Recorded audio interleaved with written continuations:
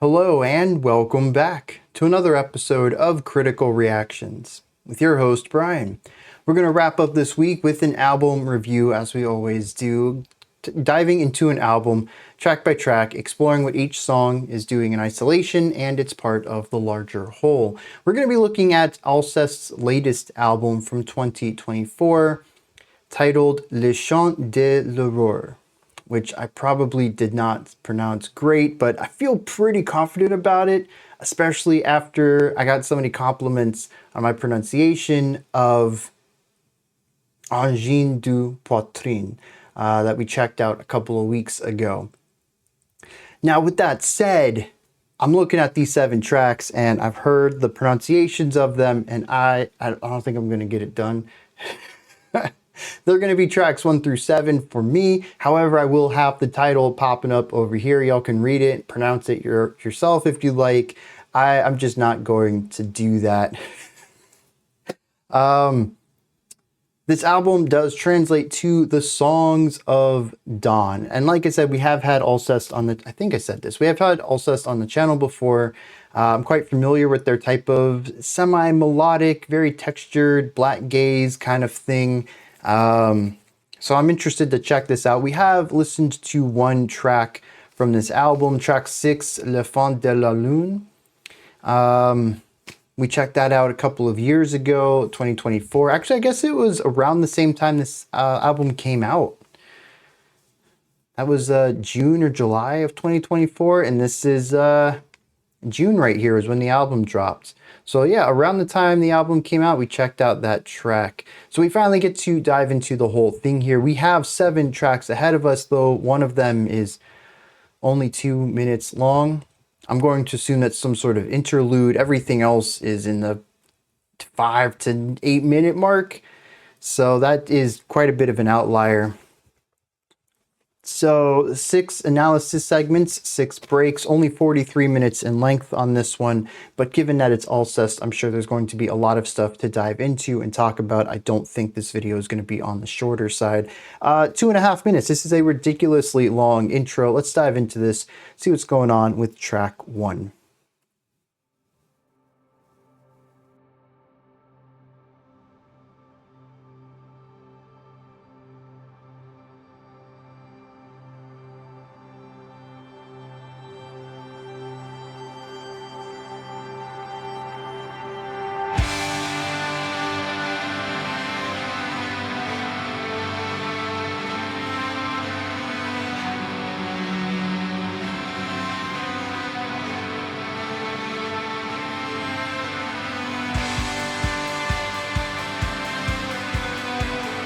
Okay, what I thought was the pulse was not.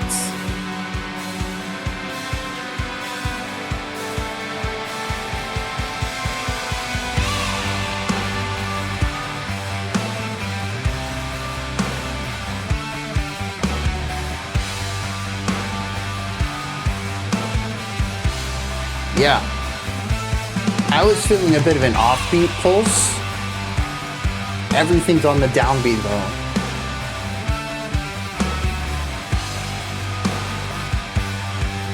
We had that shouting too.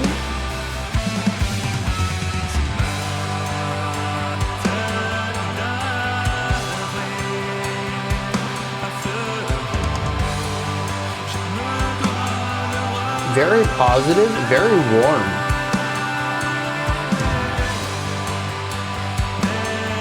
I mean, I know the title of the album is Songs of Dawn, but this sounds like a rising sun. The warmth of the sun hitting your body, still seeing dew.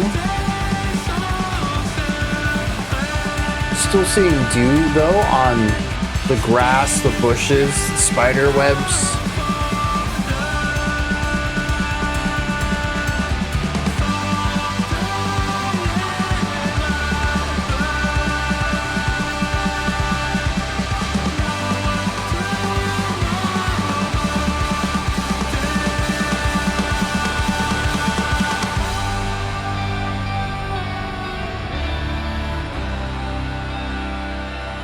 I don't know that I was expecting such a diminishing of energy.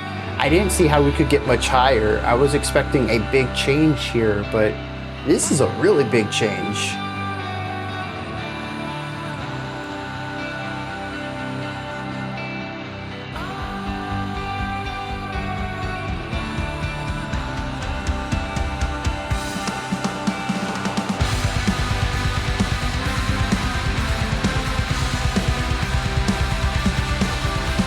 Ooh, fun snare stuff. I like this more than the blast beats from the last big moment.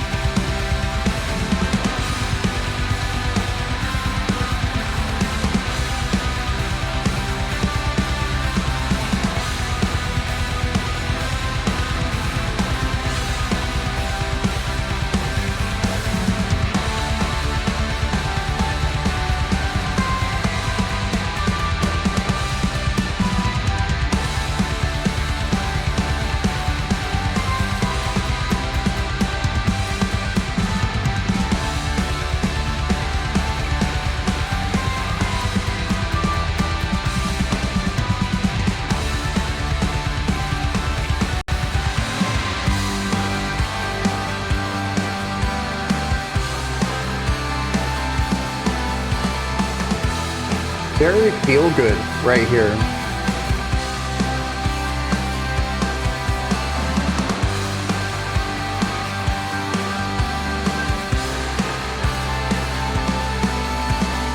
That 2/4 snare, 2, 4, 1, 2, 3, 4.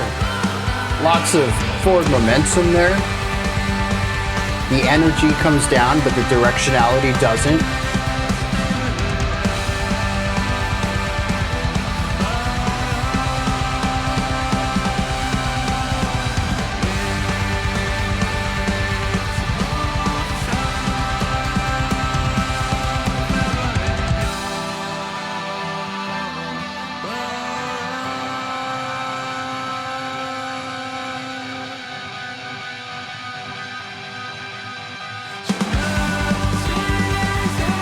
There's the blast beats. They're not even really blasting. There's just a lot of snare.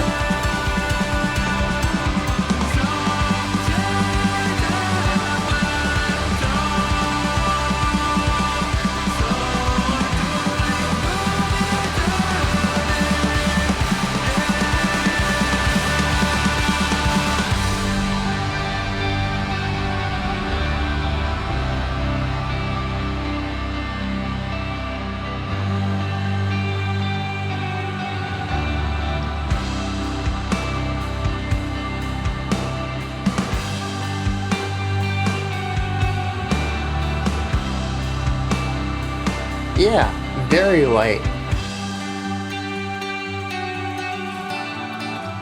I could hear this at the end of a pop ballad. Actually, a pop anthem.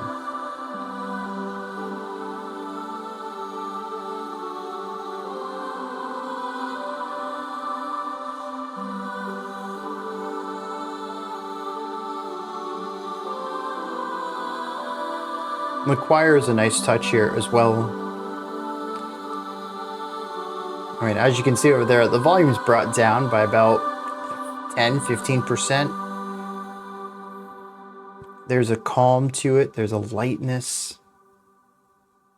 The reverberation of that choir. A lot of silence.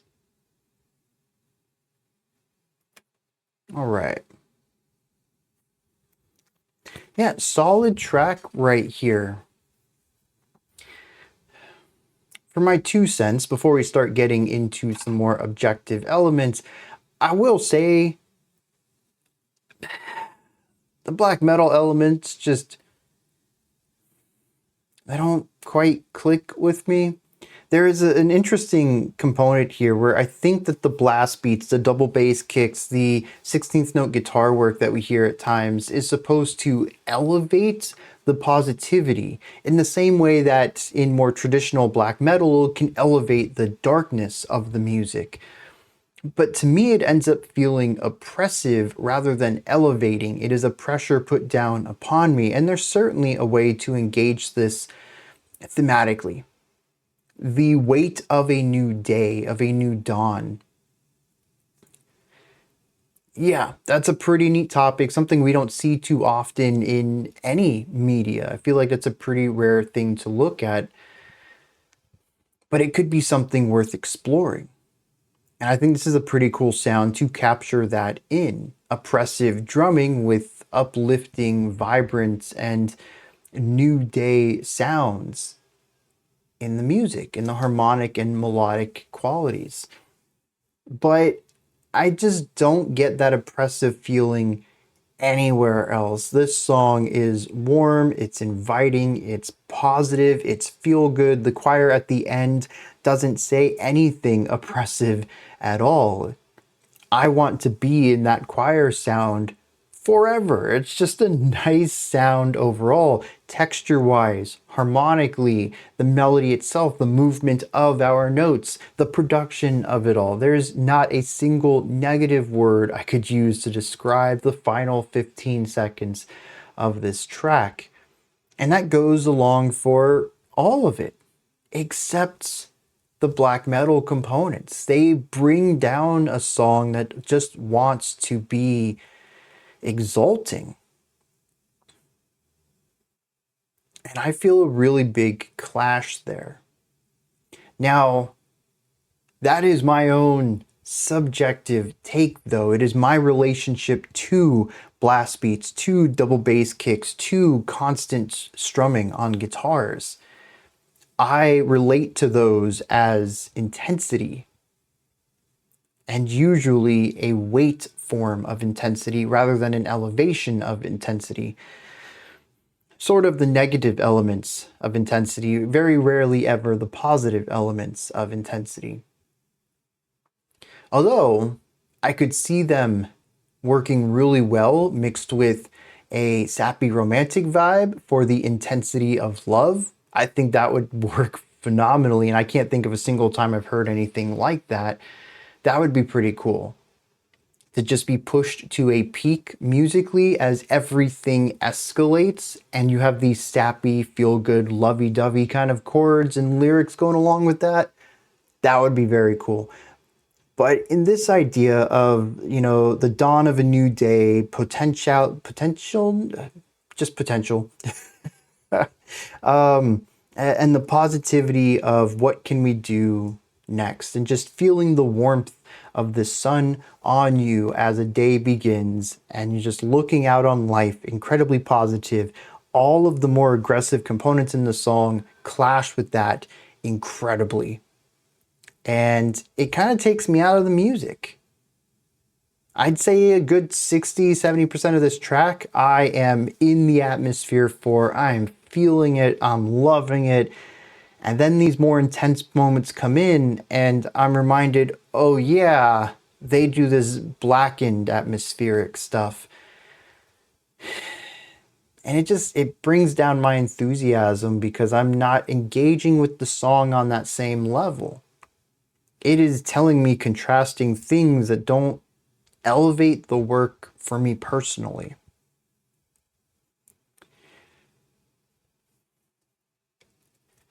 Now, this song's doing a lot atmospherically. I've kind of already talked about some of how I relate to it, but let's talk about why these things might be this way. Right from the start, I talked about this concept of dawn. There's a warmth to this song. I think a lot of it comes from the chord progression, which is very positive. It is optimistic. It is warm. It is inviting. There is a brightness to it, and also at times a levity to it. There's just, there's no other way to describe it. I think pure, unadulterated optimism is how I would describe this music in just a single, more concise phrase. A lot of that does come down to chord progression. The chords chosen, the movement through those chords, there's very little tension in them at all. It is just positive, it is optimistic, it is vibrant. And it is unapologetic in that too. I think there's very little way to interpret this in anything other than a sheerly positive fashion. So much of this is feel good. That's how I would describe this. But there's also, on the production side of things, I would say a warm fuzziness to it all. It's not a cold sound at all. Part of this is probably going to be the amplifiers, the cabinets, pedals, all that kind of stuff on the guitars. But also when I think to the vocals too, there's a nice deep bassy resonance there as well. And I think looking back at some of the other instruments, there tends to be a nice bassiness to a lot of this. There is that low end rumble that creates a nice earthy feeling, a feeling of being rooted and grounded in this positivity. It isn't something that is making you naive. It isn't something that is suspending you in air. It keeps you rooted, but you're optimistic. You have a positive outlook on life, but not one that discounts reality. More of like a positive realist. Maybe you're rooted and grounded, but you're always looking at the bright side of life. And I love the beginning of this song, kind of starting from nothing and building into all of this, which again, I immediately related to the rising of a sun. I think even if I hadn't have seen the translated album title, I still would have come to this conclusion. To me, it's a very clear parallel, a musical metaphor going on here of increasing amounts of warmth, increasing amount of positivity, increasing amount of beautiful layers. The warmth, the beauty, the increasing amounts of volume, things rising up. Yeah, a sun over a grassy hill with forest surrounding it. And like I had mentioned, just feeling the sun on your skin after, it being dark. Maybe you were out before dawn for some reason, and still seeing some of the dew on the grass, the bushes, spider webs. That's what this feels like to me. It's the potential of a new day and the feeling that this one is going to bring something great. It's going to bring something positive. Nothing bad can happen today. Yesterday may have been terrible. I don't know. We don't have a picture into yesterday, but today is going to be good. And I think a lot of this song captures that feeling even to the very last moment, with that choir coming in, creating something that feels soothing and comfortable and inviting. Every bit of this song, aside from the aggression in the instrumentation, I suppose that's a rhythmic component. We'll talk about that in a second though. Every single harmonic and melodic component in here is designed to feel positive. And I think it does a phenomenal job of that. Honestly, I think the biggest part of this that helps with that is the lack of harshes. I really could see putting some traditional black metal harsh vocals in here, just kind of harshen that vibe. It's an intense track, but it's also kind of mellow. There is an intensity present, again, drums, guitar playing, but for the most part, it's a soothing song, harmonically speaking. Harsh vocals, I think, would kind of push it further into the direction that the drums and guitars are taking it at times, and would just be another element that takes me out of the experience and reminds me, oh yeah, this is black metal adjacent, and finding this dissonance between the harmonic value and the way that's presented to my ears.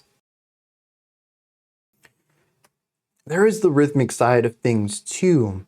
The beginning I was actually thrown off a little bit where the accent points were. For whatever reason, I was hearing that as offbeats. I was counting that on 2 and 4 in my faster counting, only to find that those were actually the downbeats. And every time we got into the next idea, it seemed just a beat early for me. And that's because I was off by a whole beat. Most of this track though is rather simple. We have snare on 1 and 3 early on. We shift to 2 and 4 later on. It gives us this idea of being here now, eventually in the track, about pushing forward. We have this idea of, again, sort of grounded rootedness, and then ready for the day, pushing into what the day will bring. The drums add on to this. Ignoring the blast beats and double bass kicks, there are these really cool syncopated patterns that we hear at the end of drum phrases. We kind of move into a triplet pattern for a little bit. 1, 2, 3, 1, 2, 3, 1, 2, 3. But ignore the 2 and 3 and only get those ones. It's going to create a syncopated pattern against the backbeat. And then at the end of that, we're going to get 2 groups of just da da da da. Just 4 notes in order to pair this back into the more traditional 4/4 pattern, which isn't necessarily based on 3s, it's based on 4s. And this gives us that syncopated pattern that we hear on the drums all over the place. It is slower in the first 80% of the song, and at the end of the track, we have a double time version of it. It sounds pretty intense, but I think that it pairs well with the overall rising intensity of the music. And, you know, we have this nice rising and falling pattern, and the drums are helping push into that. When the energy of the song is slow, the drums are lower energy. When the energy of the song is higher, the drums are playing more often. We have the blast beats, we have the double bass kick, but we also have these snare accents. And this helps push us, continues this idea of pushing forward, increasing the intensity and momentum of the track. I like this. The drum part doesn't change a lot. Once you catch on to the pattern, you can anticipate it for minutes at a time before there's a subtle change up. It locks into an idea that isn't completely stagnant, but is dependable. And I think that's a really interesting thing for the drums to be. Not boring, but easy to follow. When we come to the concept of optimism, I think that's a really good quality to have. A day that is fun and interesting, but doesn't let you down.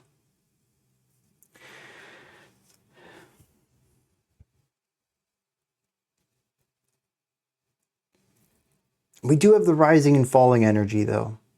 And I haven't quite figured out how this relates to my ideas. A sunrise happens once. It's not like it goes back down and comes back up.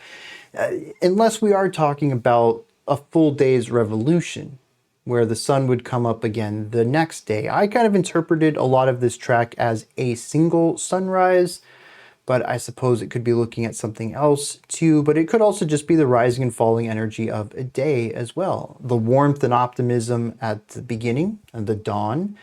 Maybe the energy comes down a little bit. You have breakfast, you prepare for the day, and then you go do something interesting. Energy's up again.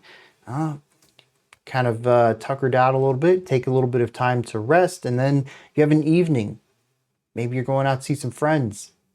Maybe there's a big game on that's going to get your blood pumping or something. I don't know, man. You got something good happening in your evening. There's the next peak, comes back down. It could just be the rising and falling energy of a day. I don't know, but it does work well musically. It's strong contrast, layered. It's strong contrast with volume. It's strong contrast with intensity, as we tend to remove some of the more aggressive components of this song in the lower energy sections. These I certainly gelled with more, but I do enjoy the heights too. Some of the peaks are nice, and I did like all that energy at the end of the track. I think it could have been achieved without the aggression of the drums and guitar, but it still creates a peak that I felt was emotionally engaging. As much as I find a schism between my harmonic understanding and my rhythmic understanding, it does create intensity, and I can't deny that. Interesting way to start this off, and I will say that as far as black metal adjacent ideas go, this is pretty solid. I have my problems with it, and I kind of wish it did other things and wasn't black metal adjacent, but I love the harmonic values here. I love the clear production. I love the way it makes me feel. I love the atmosphere and vibe of it. I love how I can hear the words. Now, granted, they're not in English. I can't understand these words on a first-time listen. I hope I can find some hand-translated lyrics for this, but I can still hear them. There's clean vocals in this, and I'm always going to support metal with clean vocals, especially offshoots in this case of more extreme styles of metal like black metal. Let me hit some lyrics on this one. We'll see what's going on there.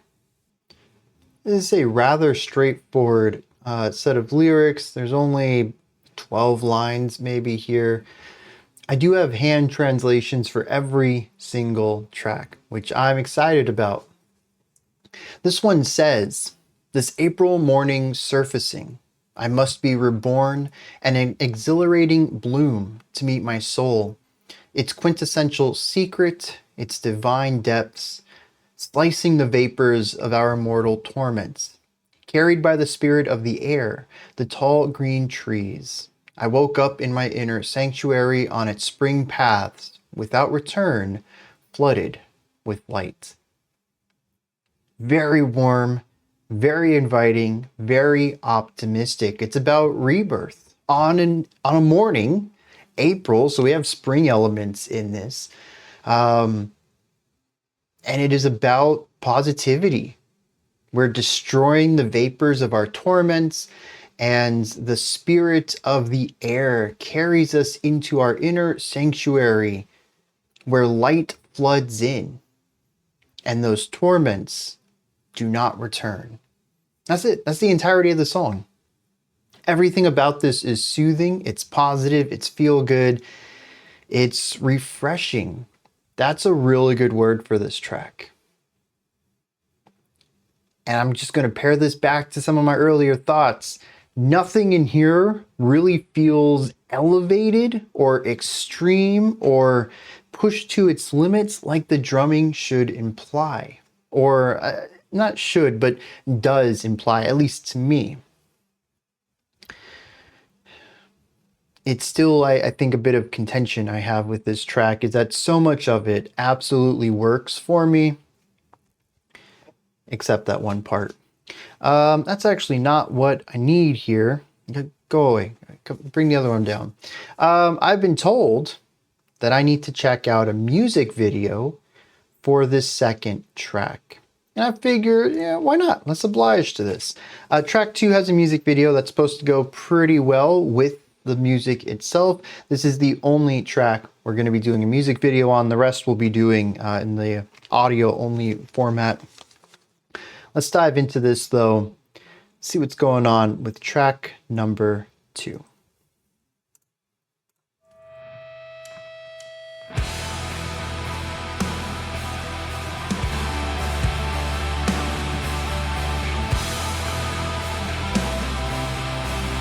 Solid 3/4 here. 4-bar phrases.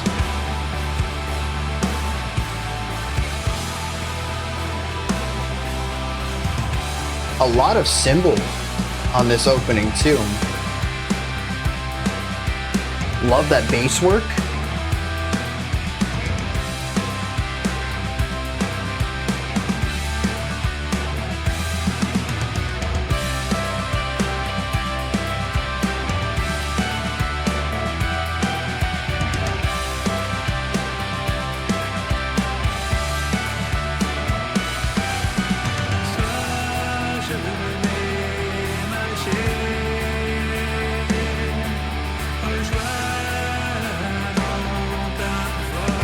Kind of floating here. There's a lot of movement on the cymbals, but the snare has lightened up so much.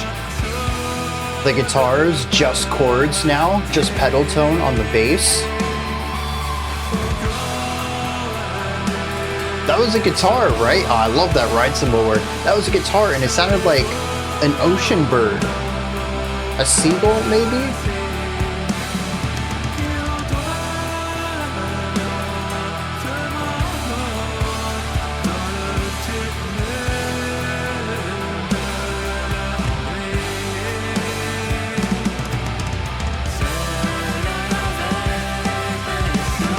the vocal harmony, the levity here.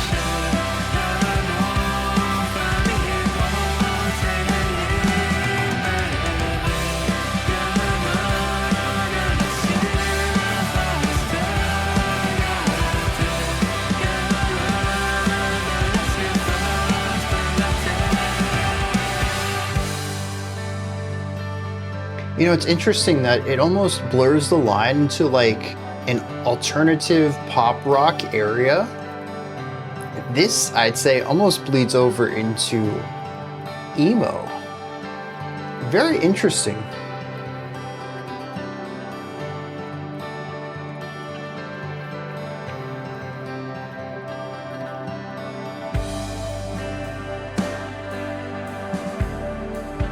This music video is interesting too. The single scene, we've had some weather changes on the backgrounds, but it's all done in real time. And of course the animation on top of what looks to be video footage. Excellent drumming here. Light, minimal, but not boring. When did we get into like a pop country ballad?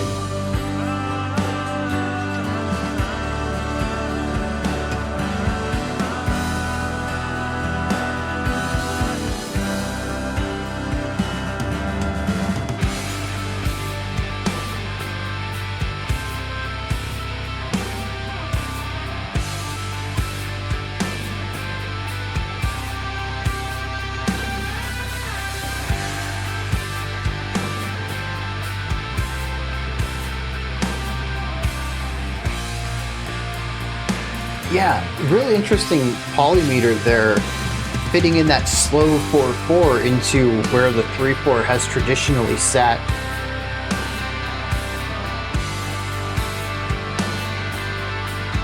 The drums having this really heavy section here.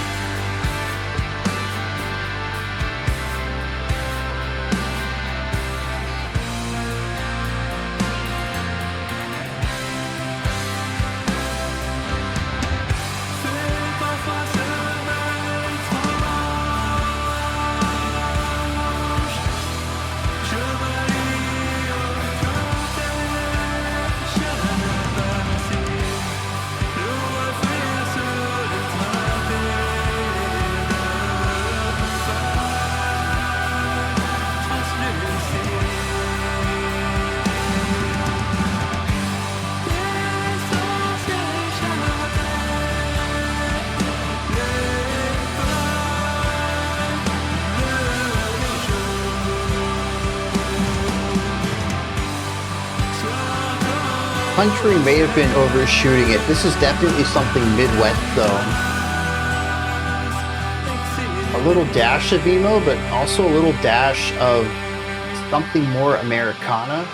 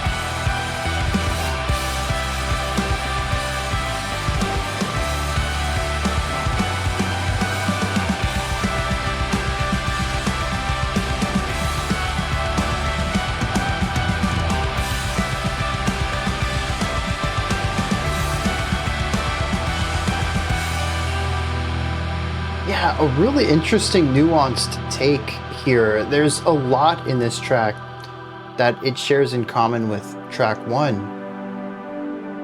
including this, a very light ending.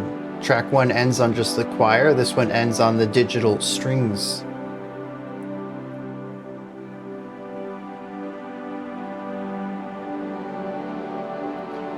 But despite sharing a lot of similarities, these are two very different approaches.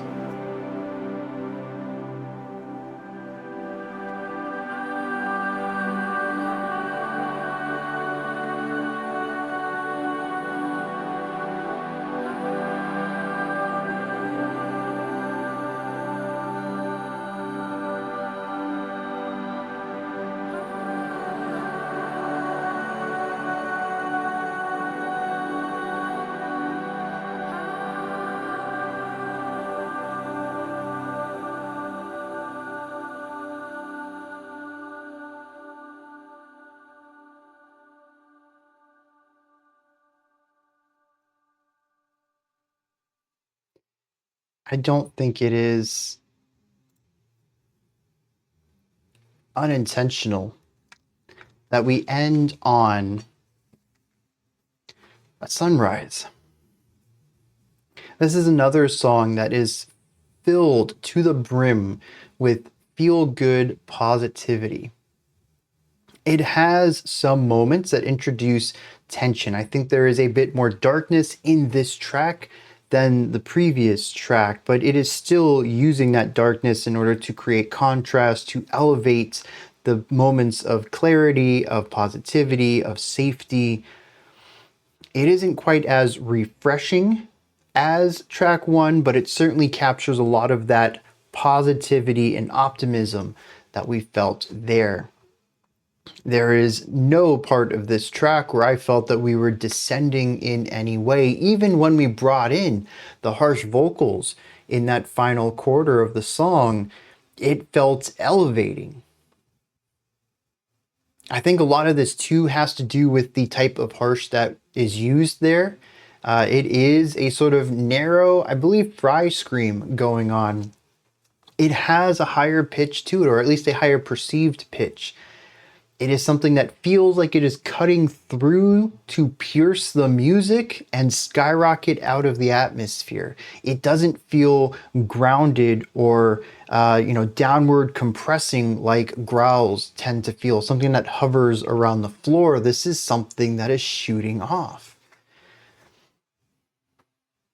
And when you pair that with the escalating drum work that never gets into the blast beats but does have a lot of intensity in this moment, and the dense atmospheres and walls of positive sound coming out of the guitars, synths, and bass, this feels like a moment of triumph, of overcoming hurdles and succeeding at doing something.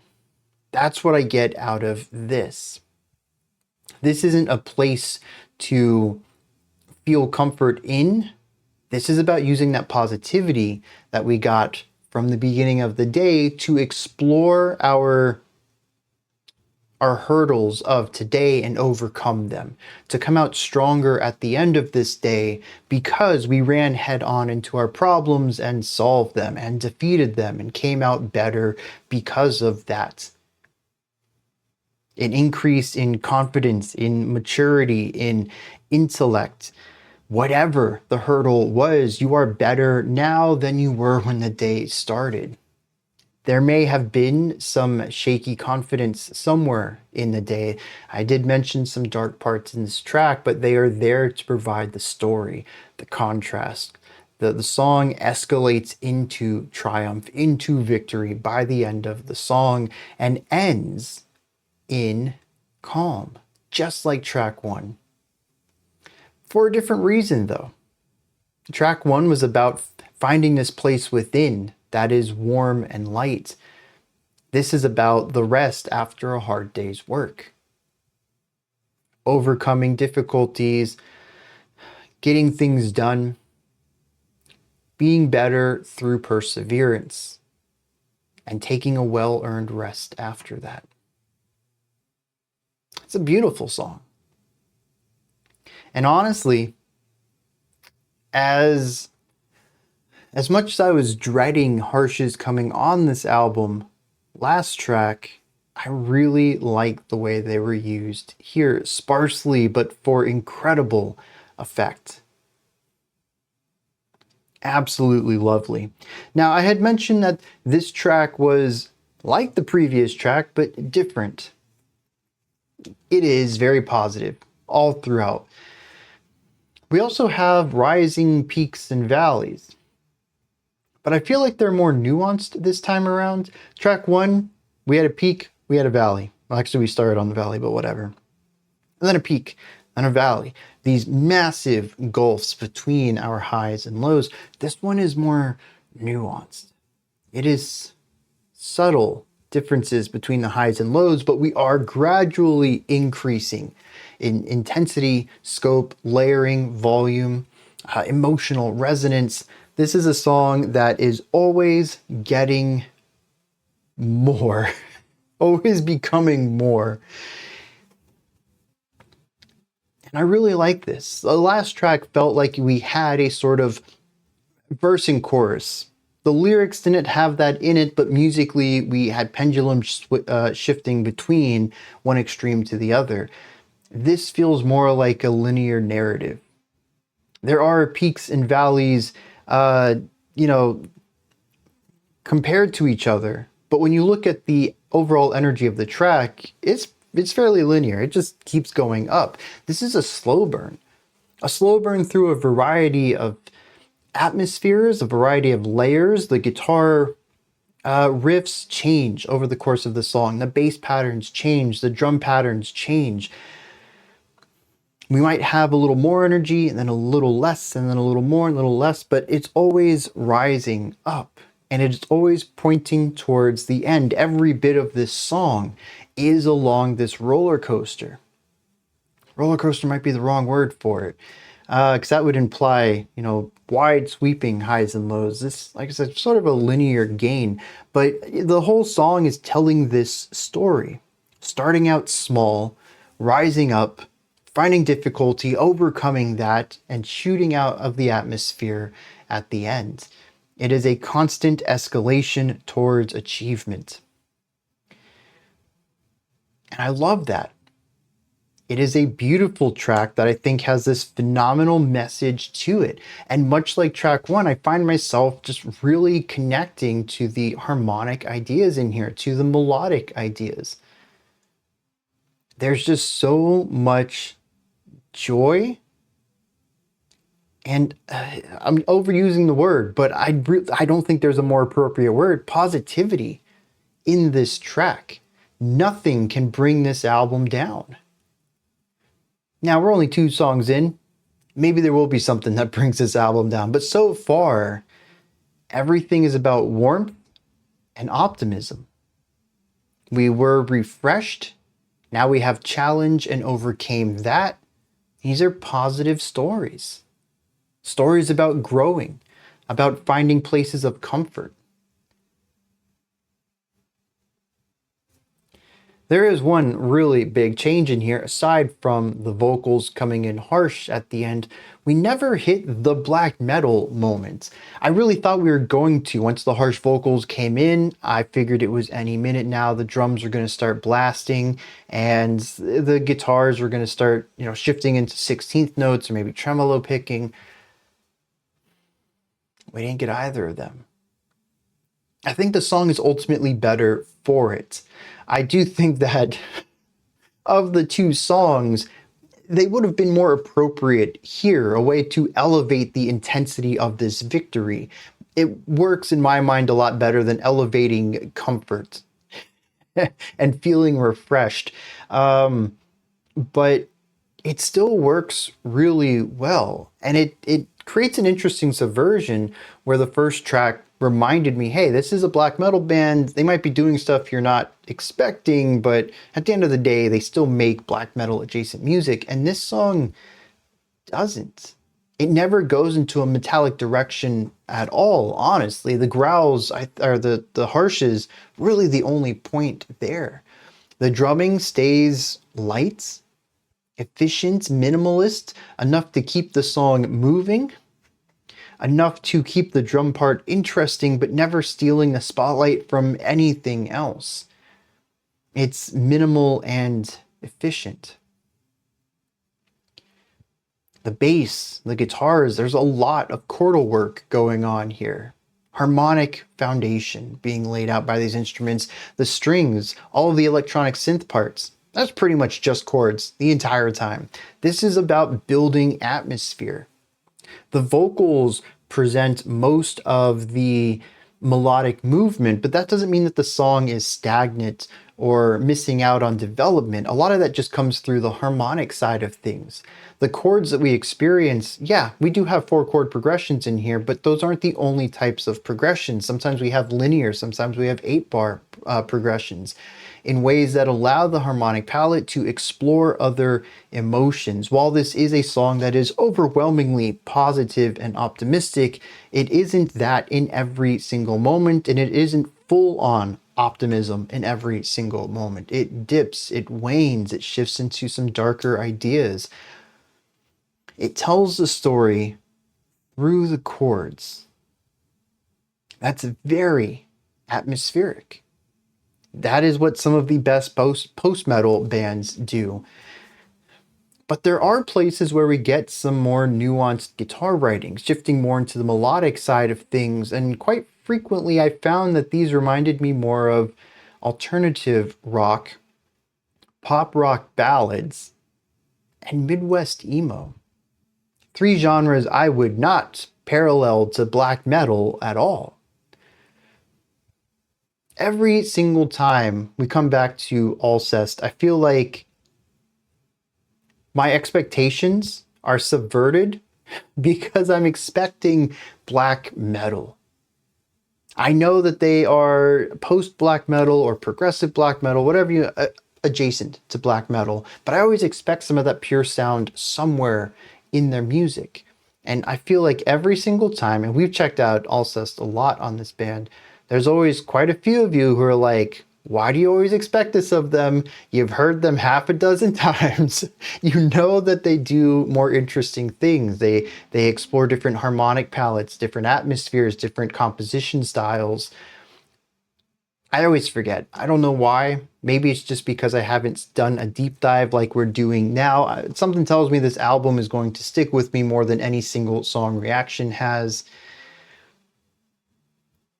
But it's interesting to see this song explore sounds borrowed from these genres just after doing blast beats 8 minutes ago. Very interesting. And then of course they do bring in the harshes. We don't get the aggressive instrumentation on this one, but we do get the aggressive vocals. Very interesting collection of sounds on this one, but I really love the storytelling through it all. And I think ultimately that's where I sit on a track like this. I don't have a lot of thoughts about the music video. I'll be honest, I only watched like 50% of it, and I think I missed a really big thing because I looked away for a moment listening to, what was going on in the music. And for whatever reason, I look at where I'm listening. I don't know why. I've been doing it forever. I don't think it helps me hear. My eyes are certainly not listening to the music. But I do. I look and, 40 seconds passed or something. And I was like, oh yeah, there's a music video. And then the woman that was there was gone and there were 2 birds instead. And then we went into the eye of a bird. And from here, I've missed information, obviously. I was very lost. But I believe they were albatrosses, and albatrosses have been, they've been metaphors in fiction across multiple cultures. So I don't know what they're supposed to represent in, I'm going to assume Alcest is French, given all the French language around this. But I guess I'll have to look that up real quick. I don't know what the albatross means in France, in French folklore, though. What it has historically meant within the culture, within storytelling, and figurative language. of the French. So I'm not sure how to read into this, but it does save her at the end, and then she becomes an albatross and she's free. I certainly felt that freedom in the song. I mean, even the idea that I had mentioned of soaring and taking off towards the end of the track. I mean, we're talking about birds here. That's one thing they do really well, is fly. Not necessarily the direction I think I was going with most of my interpretation and understanding of this track, but it certainly parallels it pretty well. I'm going to hit some lyrics on this one, and then we'll move on. This one seems to be a song about the wants of someone. It talks about a dream that they have and how they view this longingly, almost. It says, when evening falls, I imagine joining right in the middle of the supernatural procession of immense birds of paradise sailing together under the dome of tranquil waters, gently undulating amidst the noise of the night. So it imagines a bunch of birds just going at it, flying together as a group, gently talking to each other. Just a calm social experience mixed with something that is generally a freeing thought for humans, which is flight. It says, alone with my dearest memories, my soul finally trembling and liberated far away from the surface of the earth. There's that idea again, to fly, to leave the ground, far from the surface. It says, sometimes I see this strange dream. We're fleeing under draped translucent waves, letting escape the pale glimmers of the day, and at nightfall, those distant exiled stars.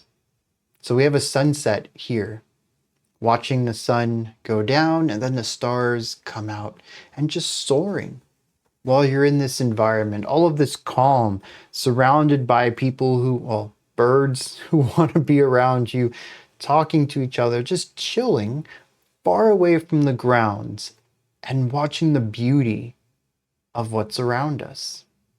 It says, for a moment, I abandoned this burdened body, always causing pain for the remnants of another place and for my waking dreams. It's beautiful.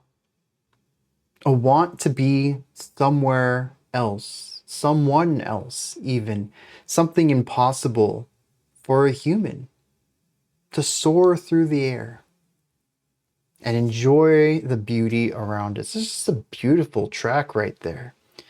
This idea of leaving the surface of the earth, soaring, flying, is certainly captured in this song. And I think that ultimately what I felt in this isn't necessarily triumph over a difficult task, but within the perspective of the lyrics, it's about leaving this place. It's about exploring something new. It's about the freedom of that. I still think it is soaring. It is still taking off, but not for a betterment or an improvement, but simply for something more desirable. I think then when the song mellows out at the very end with the strings,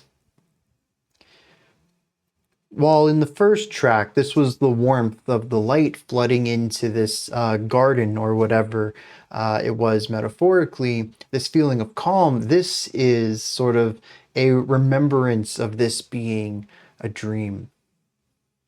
It is comforting, it is beautiful, but it's also ephemeral. It isn't real. And I feel like all of that is captured in those final string chords. Track 3. I meant to see if this band was French. I mean, they probably are. Yes. Oh, interesting. I wonder what Rate Your Music has him as. The annotation on Genius says that they're a French shoegaze band. Started in 2000 as a black metal solo project, eventually became a trio, and then back down to the solo project. Interesting. Yeah, this is definitely not black metal, but I always thought they were a black metal group. This says shoegaze, is at least how it started. Anyways, let's dive into track 3 here.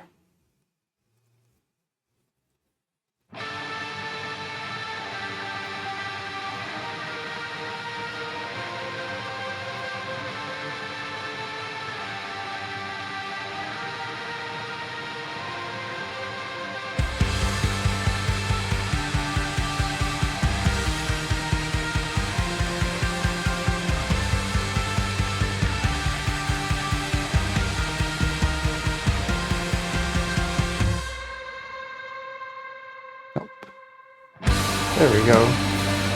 2 bars, not 1.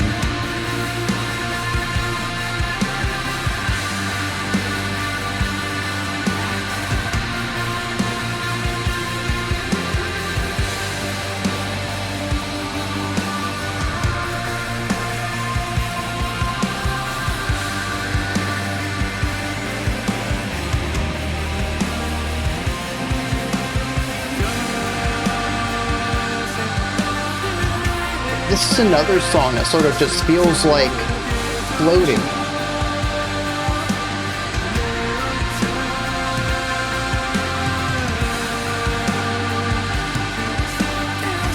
Really interesting given all of the fancy cymbal work on the last track, how tom focused this one is.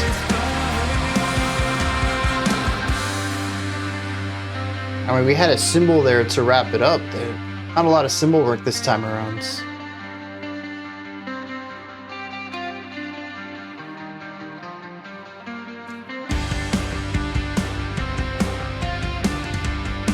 Very rock beat.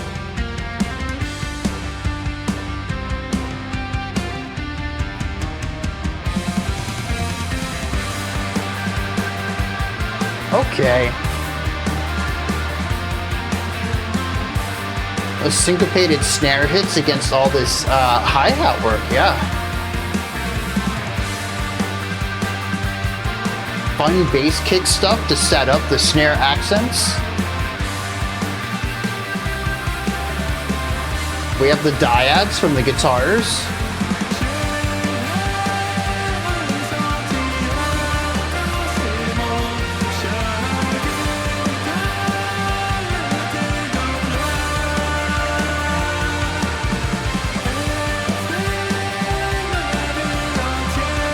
I heard those snare hits though in the fill of the last one. Would not surprise me to get into blast beats here.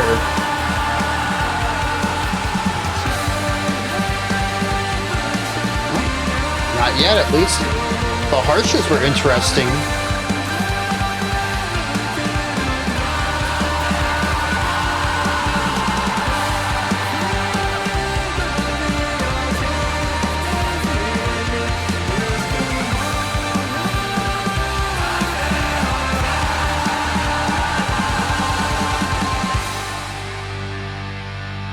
Yeah, you heard right before the ends, the alternating bass and snare. That would be a perfect transition and foreshadow into some blast beats or some quick alternating ideas as a static concept. They didn't go that direction though.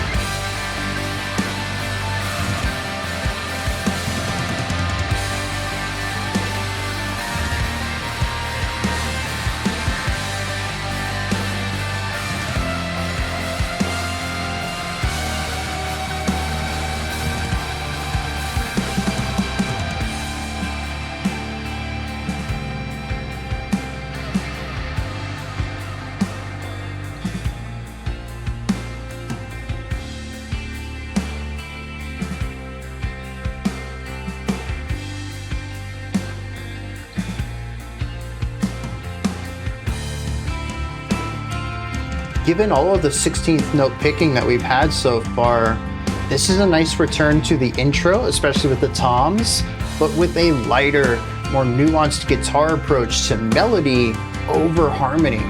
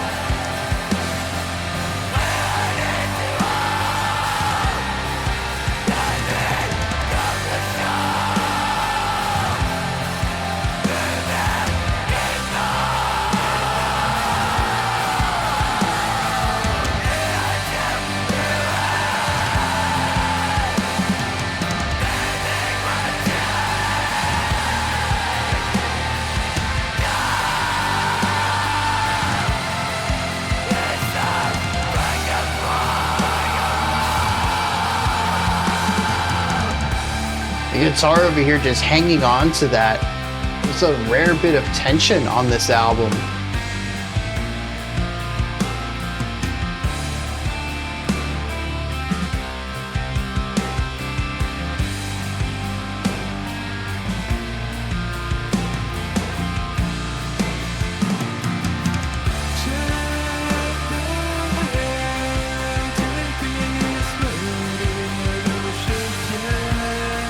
Almost a folky kind of rest here.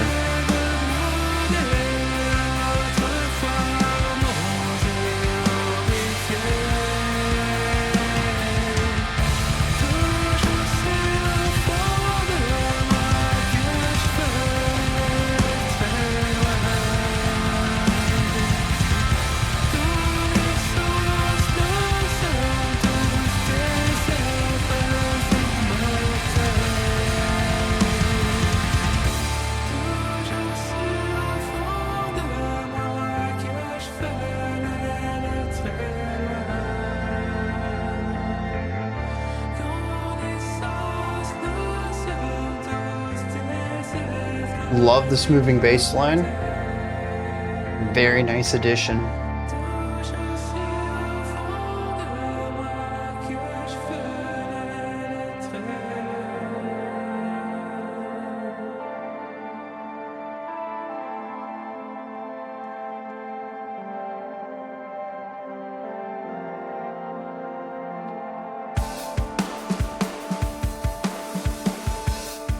It's a lot of energy for those synths. Okay. So it's bringing us back into this.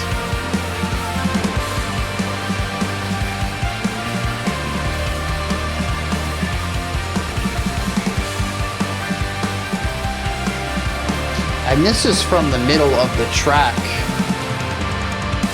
Whoa! Delaying the snare gratification with this extended tom roll.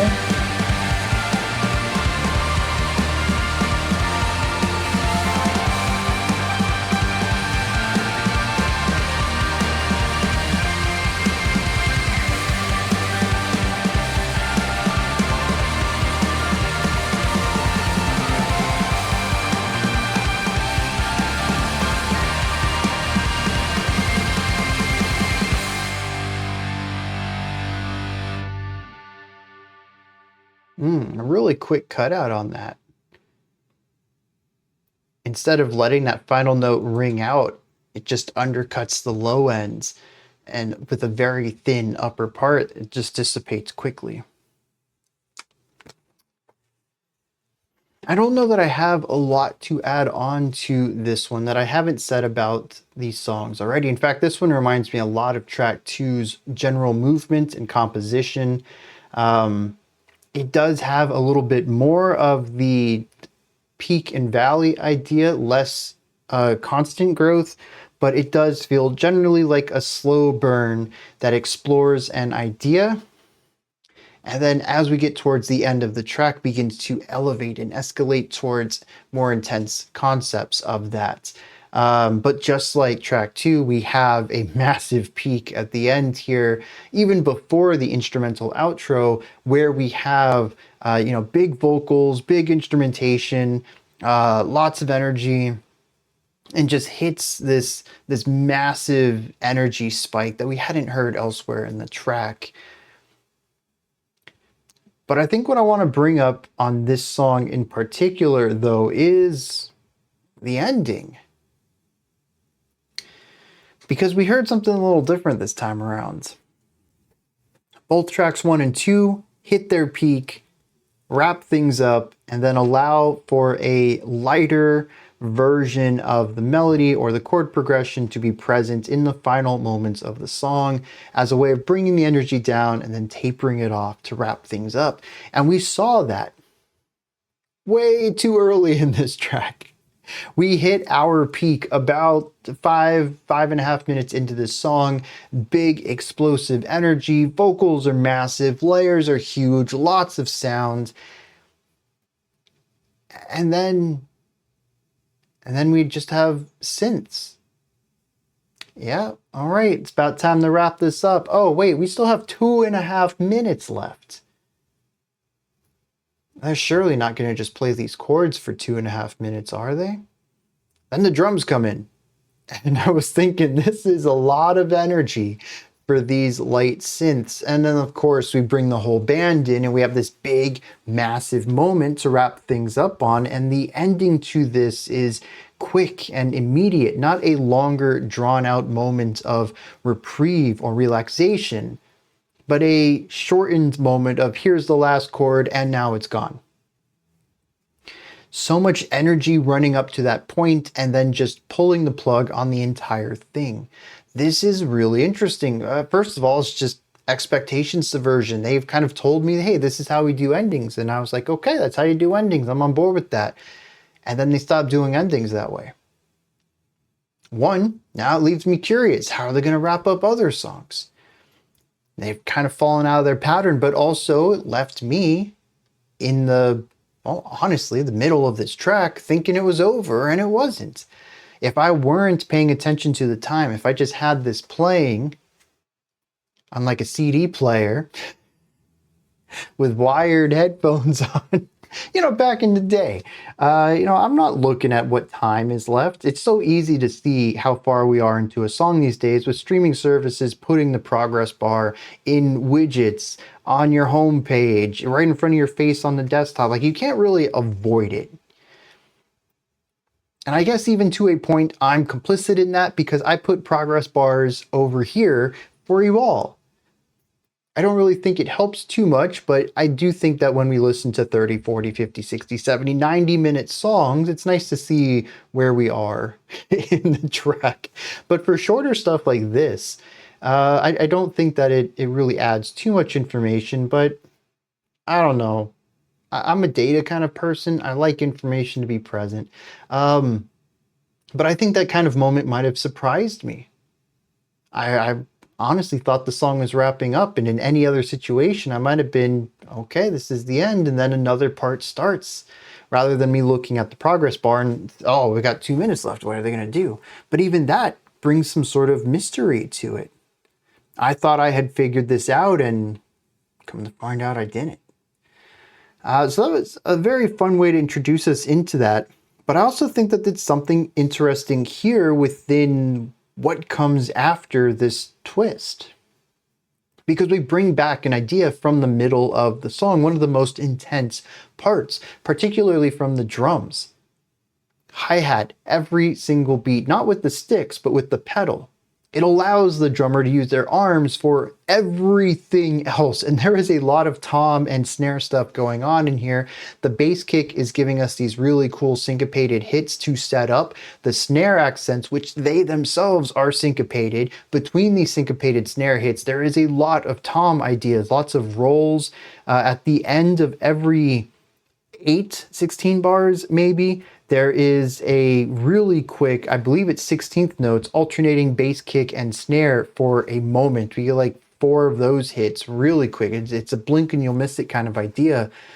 I had talked about it being a really good foreshadowing if we ever got into that sort of blast beat stuff in the future, which the song never went into, but still, it would have been a really nice way to segue into that by setting it up as part of this drum pattern earlier in the section. But that whole part comes here too. It is incredibly loud. I was going to say noisy, and it is. There's a lot of stuff happening in the drums, but it's all very palatable too. I think noise is the wrong way to describe it, despite the fact it is loud and a lot, which is kind of the definition of noise.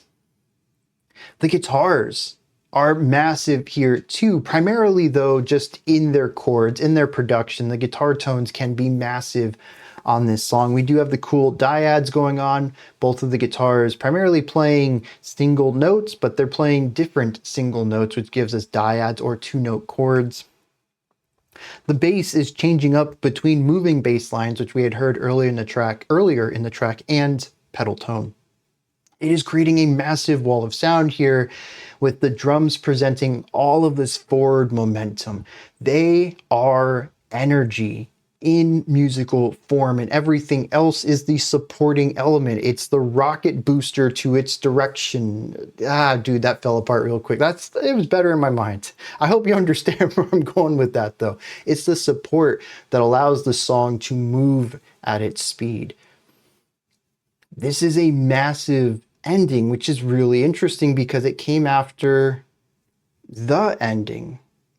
Every song has dipped down to a low point. We had a peak, we dipped back down for a little bit, and then the drums weren't ready to be done. They kicked it back into overdrive. They led the band back to this peak again.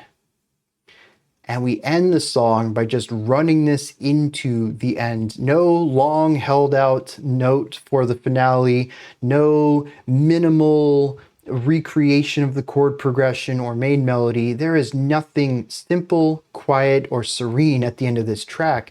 There is just pure energy until there isn't. I'm really curious what this song is about in general, but also that final stanza.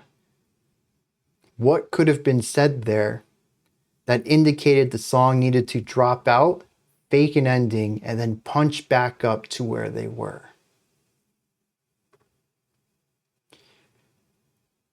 Otherwise, I don't have a lot to add to this one that I haven't said already. There is a warmth and a comfort in this one. Again, I don't hear too much optimism, but I do hear comfort. I mentioned at the beginning, despite the 16th note playing on the guitar, that it felt like drifting or floating. Just kind of, laying in a body of water on your back, just taking in the sounds or maybe looking up at the sky. It is serene in a way, but it isn't quite that passive serenity that we have been exploring in the previous two tracks. This one is a bit more momentous, and I think, again, a lot of that comes from the drum work in here, which is incredibly varied. Going back to the idea that I've talked about on other tracks, inspirations, dude, this is alt rock. There's some pop rock ballad elements to this. The drums are very punky on this one. And then we also have the 16th note picking on the guitar is very black metal.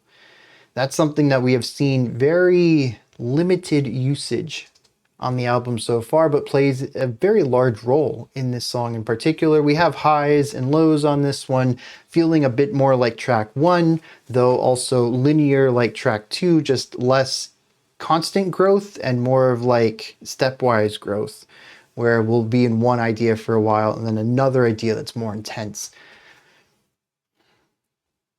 Let's hit some lyrics.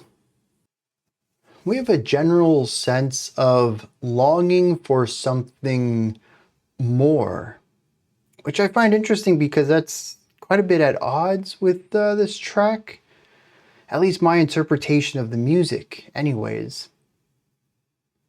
The first stanza says, "Lost bodies, stranded on earth, 1 foot always in the heights. Celestial visitors deprived of their vanished half." I kind of see this as the physical component versus the spiritual component. I like the idea of 1 foot always in the heights. If spirituality and a spiritual existence is on a higher plane than the physical plane, I kind of see this as meaning that we are halfway into this other existence, but always held back by our physical form, that we are stranded on Earth, deprived of our other half. It says, I intuitively felt each one of your pains and saw my whole life suddenly flash before my eyes. I'm not quite sure about this one. There is a camaraderie to it, to say that I have experienced stuff just as you have, that we are all in this together. All of our lives are similar, maybe not identical, but most of us go through hardships and joys, grief, sorrow, elation.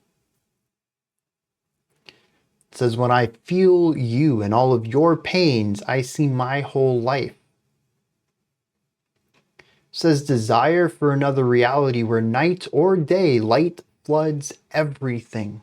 Takes us back to track 1, about wanting to be in a place that is flooded with light. That phrase has popped up twice on this album now.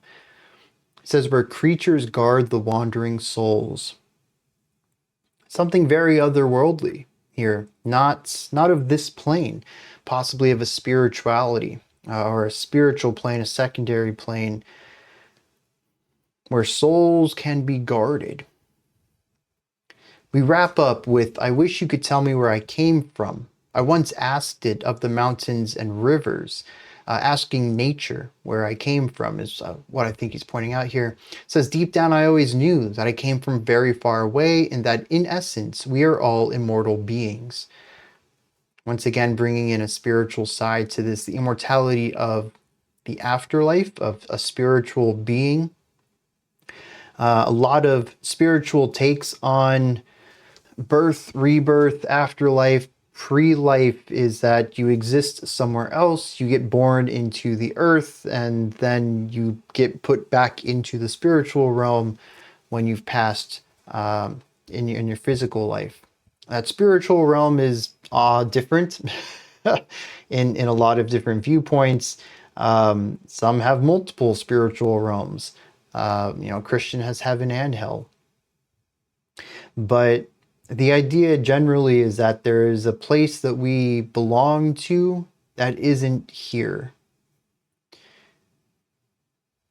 And I think that's what this song is pointing towards, a feeling of spiritual connection and a place that your soul does not belong here and is just in this body temporarily. They want to know where the soul belongs, though. They feel like they are something more than just this corporeal form.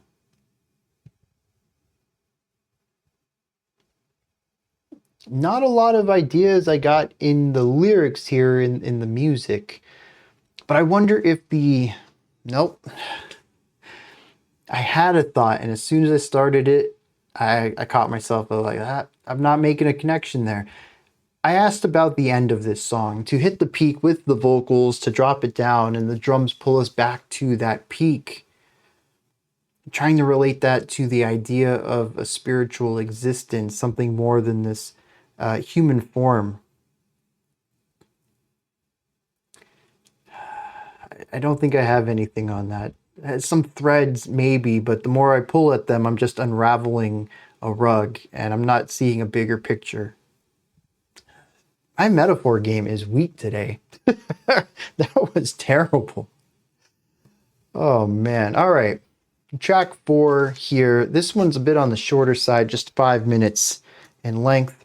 We'll see how this ends. Track 5 is less than 3 minutes long. I'm assuming it's some sort of interlude. If 4 goes into 5, we'll probably approach it like that and run them together. Otherwise, I'll do 5 and 6 together. So play it by ear, see what's happening. Track 4, y'all.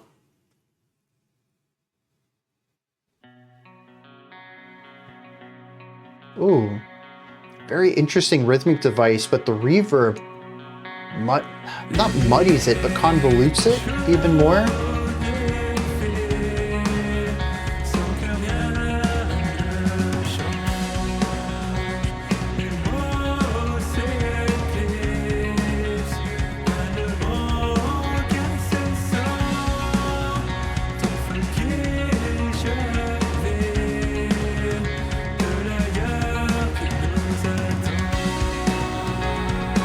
this song is not helping them escape the idea that to me, they're just a Midwest emo band that sometimes goes more metallic.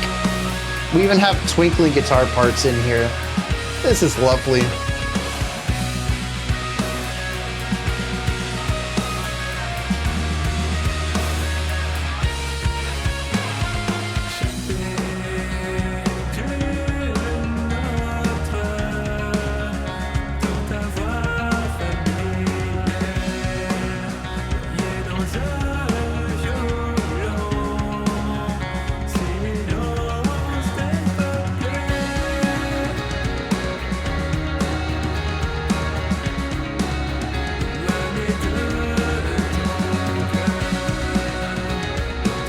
I guess it's only over here. Still a rising, escalating feeling, very feel good, very positive.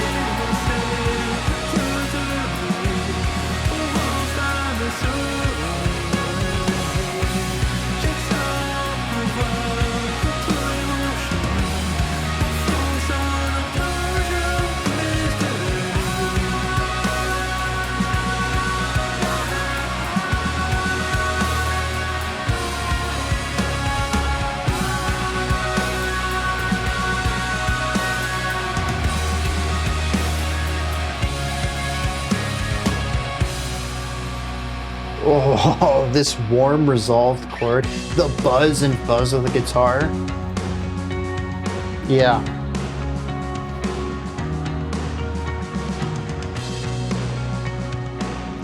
I just realized how nice this is as a transition from last week's dissonance into next week's theme of consonance. It's gorgeous writing. A great way to tee up some of the stuff we'll check out next week.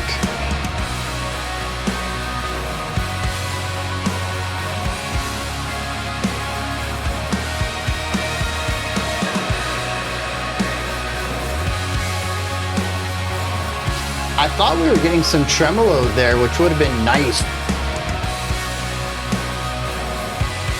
They backed out of that though.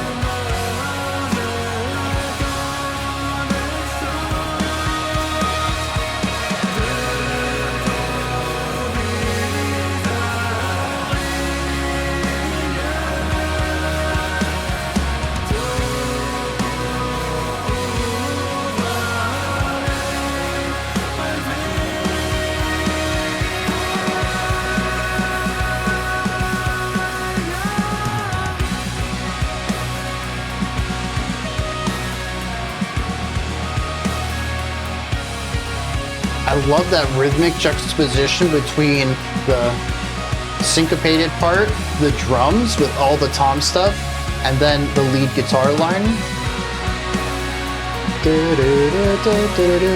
Yeah. And another guitar layer here.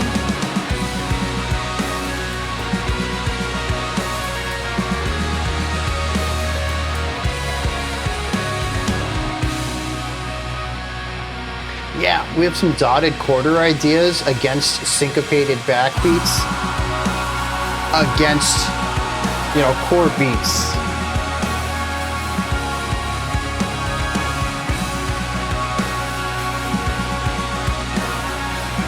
Just these longer, drawn-out legato notes from the vocals.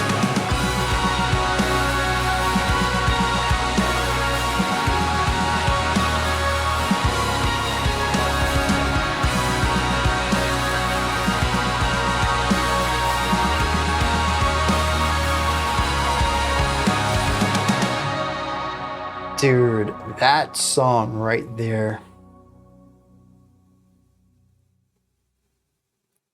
Just gorgeous. And I like how we get this here. I mean, we're a little over the halfway point into the album. They really loaded the longest tracks at the first half. Because we got this 5, and then a 2, and then a big 7, and then a 4. So We've got the long ones out of the way, and here we are with this track introducing something that is quite cohesive thematically. It's very atmospheric, very positive, very uplifting. That's a big one for this. Everything about this feels like soaring and floating on air. Very different than the grounded, floating in water that I got from the last track. This is soaring. This is comfort and a lack of gravity above the ground. But it's done so through layered melodic guitar writing. A lot of twinkling ideas rather than a warm, fuzzy, chordal approach to the guitars. Something closer to shoegaze. And this is a drastic change in energy.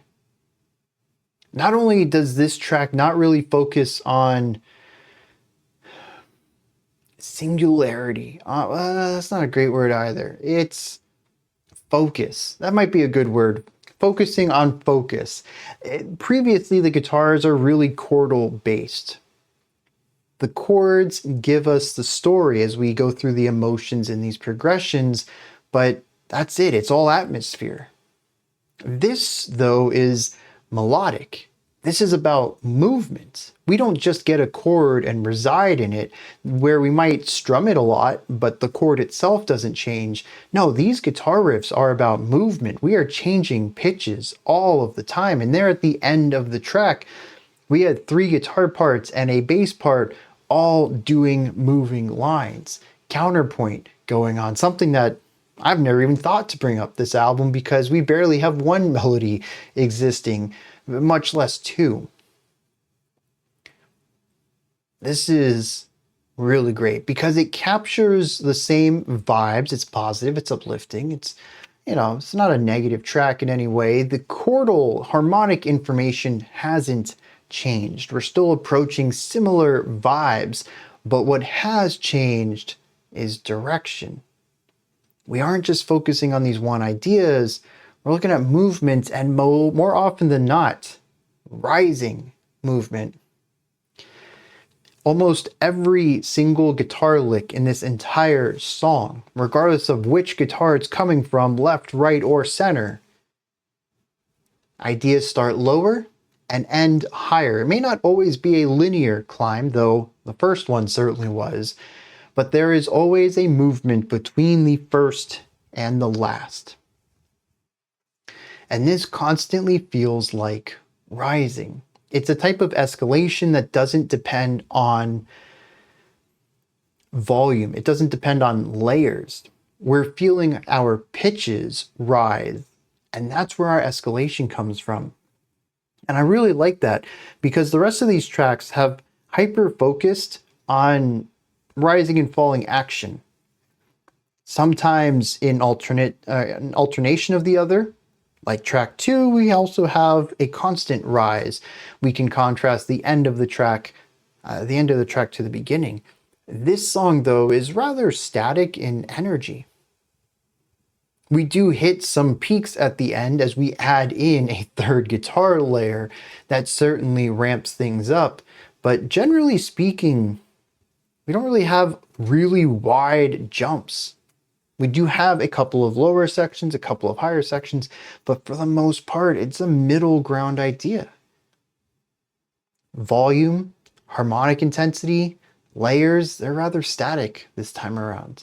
It leads it to the melody to create our rising and falling action.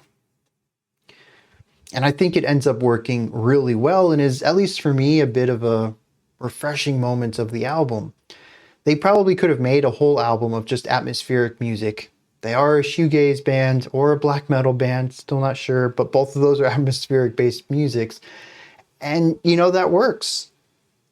They could have stuck with that, but here they said, 20 minutes into the album, let's get some crazy melody writing going. And I love this. Because even at the end of last track, I thought, I didn't really have much to say on that one. It was very similar to the other two tracks. And here we have a massive shakeup. Not only was it fun for me to listen to hear something new and have my ears perk up. Hey, dude, they're doing something new again. This album is certainly staying fresh, which I think is easy to do within just 40 minutes and 7 tracks, but it is nice to hear so much nuanced variety. I will say all 4 of these tracks capture similar vibes. This is certainly a very cohesive sound overall, but every track has its own personality. Track 1 was the most black metal-like. Track 2 was the linear slow burn. Track 3 was the one that tried out a new ending, reached multiple peaks. Track 4 is the Midwest emo one, the twinkly guitar one, and this is very cool. I assume track 5 will be the interlude one, and then we'll have to see what 6 and 7 do. Those 6 we have heard before. Is there anything else you want to add to this? Yes, twinkly guitars, man. I don't know if there's too much of a harmonic change to this. It certainly captures a similar positive vibe throughout, a weightless vibe that we've heard before, but something about it feels very emo. Particularly Midwest emo, which is interesting because was it track 2 that I brought up that I was getting some Midwest vibes on? Maybe not necessarily country, but something certainly Midwestern. A little bit of Americana splash thrown in there. It was an interesting sound overall. This fully leans into that, though, pulling out a very strong Midwest emo vibe. Again, I don't know if there is a harmonic element that has changed drastically here. A lot of this song sounds familiar, but no other song has made me think, oh yeah, this is an emo track. But there is the undeniable layering of the guitar here, and I love this. First of all, just twinkling bright guitars. So much of this album has had warm, fuzzy guitars on them. These are a bit colder. Not totally cold. There is still a warm fuzziness sitting on the low end of the guitars on this track, but it's de-emphasized in EQ a little bit to bring forth the brighter, colder tones overall. I like this. It's nice contrast, but it's also a different feel, different emotionality to the whole thing. We also have counterpoint in general, which is really neat. Now, these are looped melodies. Most of these licks are 2-bar phrases, so I can't say that, well, I guess they're 4-bar phrases. It's just that there's a lot of repetition, but there is a unique finale to all of them. So, okay. They're not linear melodies though, and I believe counterpoint typically relies on linear melodies, not ostinatos, or what most people would call licks, loops, or riffs. But I don't think that really matters for my topic right here. We have an interweaving of lines that we haven't really seen elsewhere. Primarily, again, because we really haven't had a lot of melody. And I love how everything just clicks. Rhythmically, when you listen to the drums, when you listen to the guitars, when you listen to the bass, they're all accenting different things. We have contrasting accent points that don't disrupt the song. There's a core understanding of the general heartbeat to this track, how far you can deviate from that, and how often you can deviate from that before it becomes unrecognizable or difficult to groove to, and they never cross that point. Every single section of this track feels right, just complex enough to get that extra feeling out of it, to get that element of multiple interlocking parts, the clockwork gears component to this song, but never crossing the threshold of complexity to where it becomes difficult to enjoy or understand for the average listener. They do a phenomenal job of rhythmically towing this line. But I also love how all the melodies work together too. They are all generally rising, but they rise in different ways at different times. Once we get that center melody in the middle of the track, center, middle, towards the end of the song, this follows something a bit more linear, still an ostinato within itself, but a bit of a longer one that doesn't focus on shorter loops with a punctuating idea at the end of several repetitions. This is a longer idea that happens to repeat upon itself. And the way that this gets incorporated alongside the two more riff-based ideas is absolutely beautiful. Interlocking between the two of them, where they have space, this is elevated, this is having its accent points in order to draw attention to it after they have had their spotlight. But it also creates an overarching story too. Rather than these short little loops, this is the longer drawn out idea. And yet it still fits within every other moving part, harmonically, melodically, and rhythmically, while also, I think, elevating the emotional component here. This felt like soaring. No longer are we just floating on the winds. We are now taking off and choosing our destiny. It is a moment of taking freedom and pursuing something with it.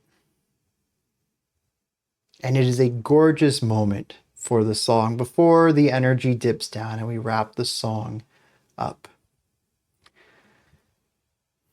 Let's hit some lyrics on this one. The title of this track translates into English as Twin Flame, and it is about two people who help each other stave away the darkness that tries to surround them. Says, days go by without anything changing. My words fade away to paint the incessant longing for your fire that capsizes and the elsewhere that awaits us. Once again, bringing a bit of a spiritual element into this, that there is something else out there for us. And while we are here, darkness tries to take us. All we want is light in this world. Sometimes we have to provide that for ourselves. It says, I hear your familiar voice drowning in a strong deserted silence, far from your heart on icy mornings frozen in time. The night surrounds me, trying to forget, it surrounds me to forget everything, to remember at last. I wander helplessly to find my way back, sinking deeper into ever more light. Your hand against mine, incandescent memories of your cheerful face and everything to be able to relive them. About two people who find themselves trapped in darkness and ice when apart, but the flames of each other scare those away and bring light back to their lives. Their friendship, their companionship, whatever it is strong enough to tide them over and bring them light in this plane until they can find something else where they feel that they are a better fit for.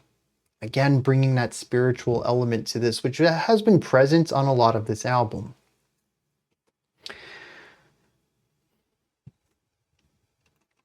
All right. Two more tracks here, 5 and 6. I did check out 6 previously, and I was kind of curious what I had said for it. I didn't watch the whole video because it was a bit on the longer side, and I didn't want to ruin the music for me either, since I don't quite remember it, but maybe it'll ring a bell once we start. I did call it a wild combination of sounds. I was quite flabbergasted by the ending and that it was a generally atmospheric track, and that's where the story was told. Honestly, it's a lot of things I feel like I'm repeating on this album in general, but that's also what Alcest is doing for this album too. So I think generally that fits. But hopefully with the shock value, the surprise, I don't think shock value is really a good term for this. But now that I know what the album's doing, maybe I can approach this song on a second listen a bit more on terms of understanding it rather than being bewildered by what it's doing. We still have a few minutes until we get into that though. Let's check out track 5.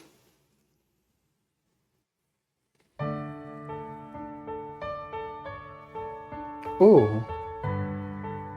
Ooh. Yeah, an interesting bit of wistfulness in here. Longing. Generally a positive painting on this. Not a feeling of sorrow of wanting something, but that positive tension inside when you're anticipating something good.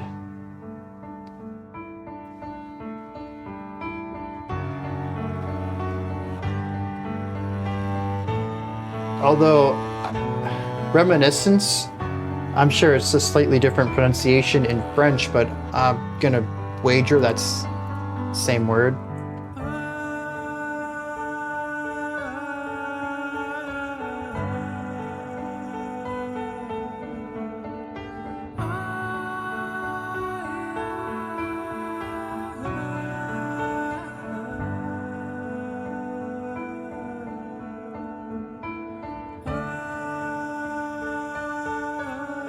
Yep.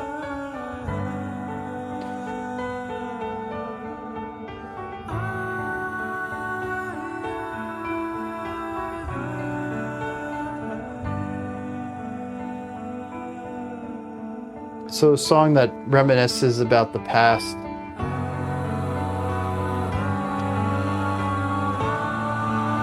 I do like how it is bittersweet, but mostly sweet. Usually when we hear stuff like this, it focuses more on the negativity.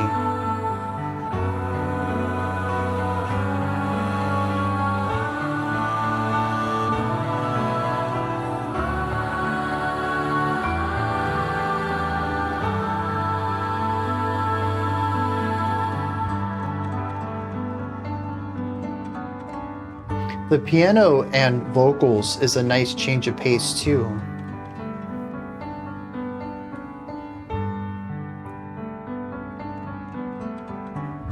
It's like a percussive sound.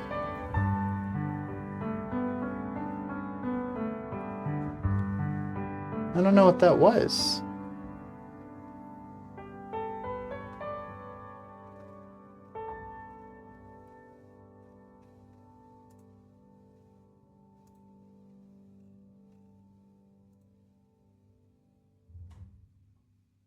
Yeah, there it was again. I wonder what that is.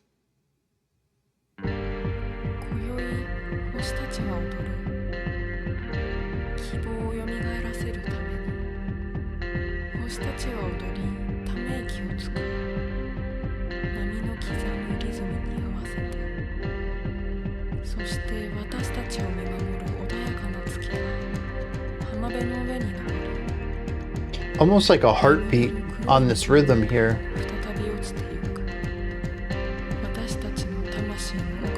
A little bit, it's not a proper heartbeat rhythm.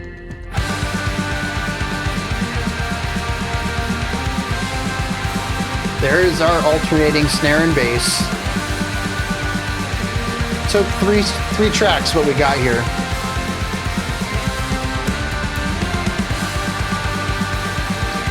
Very powerful though.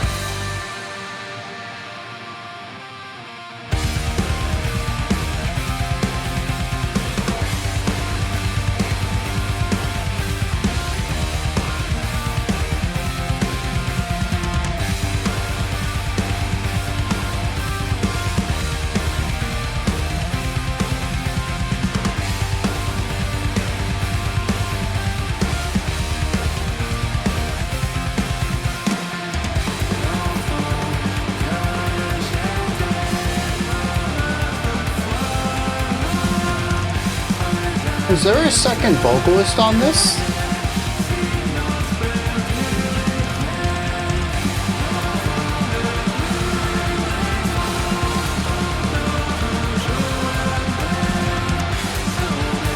Really big sound again.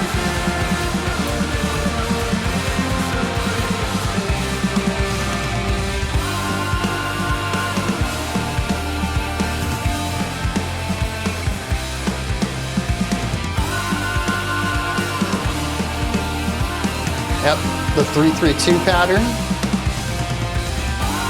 Really great drumming on this one. I mean, the drumming's been consistently great. Cool movement on the guitars, despite the fact most of it's chords.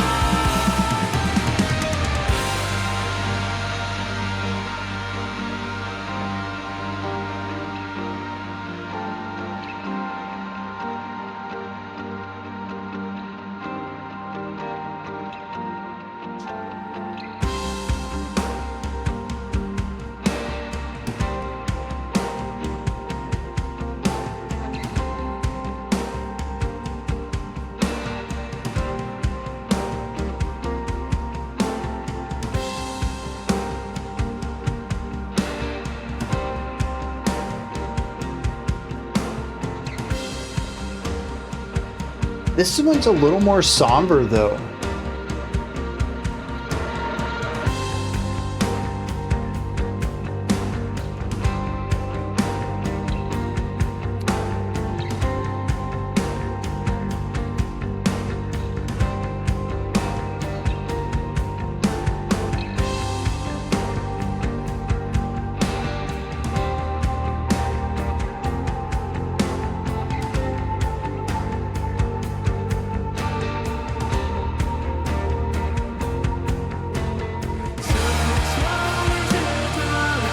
Bit of a jarring transition there. We haven't really had too many of those.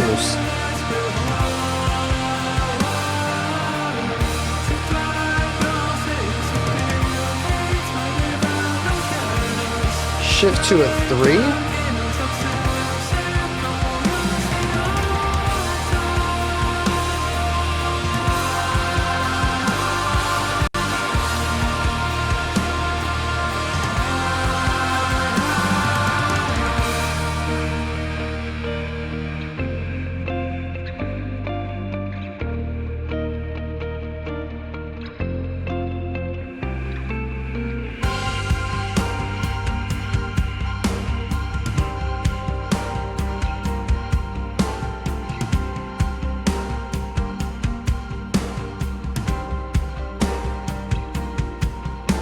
Somber is not the right word. Mellow. That's the word.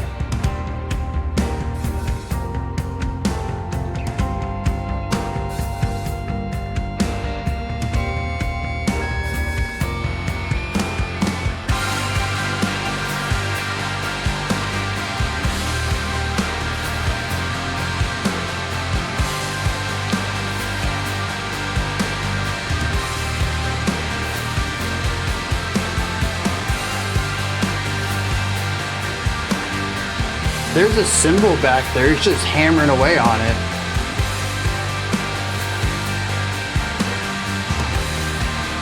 The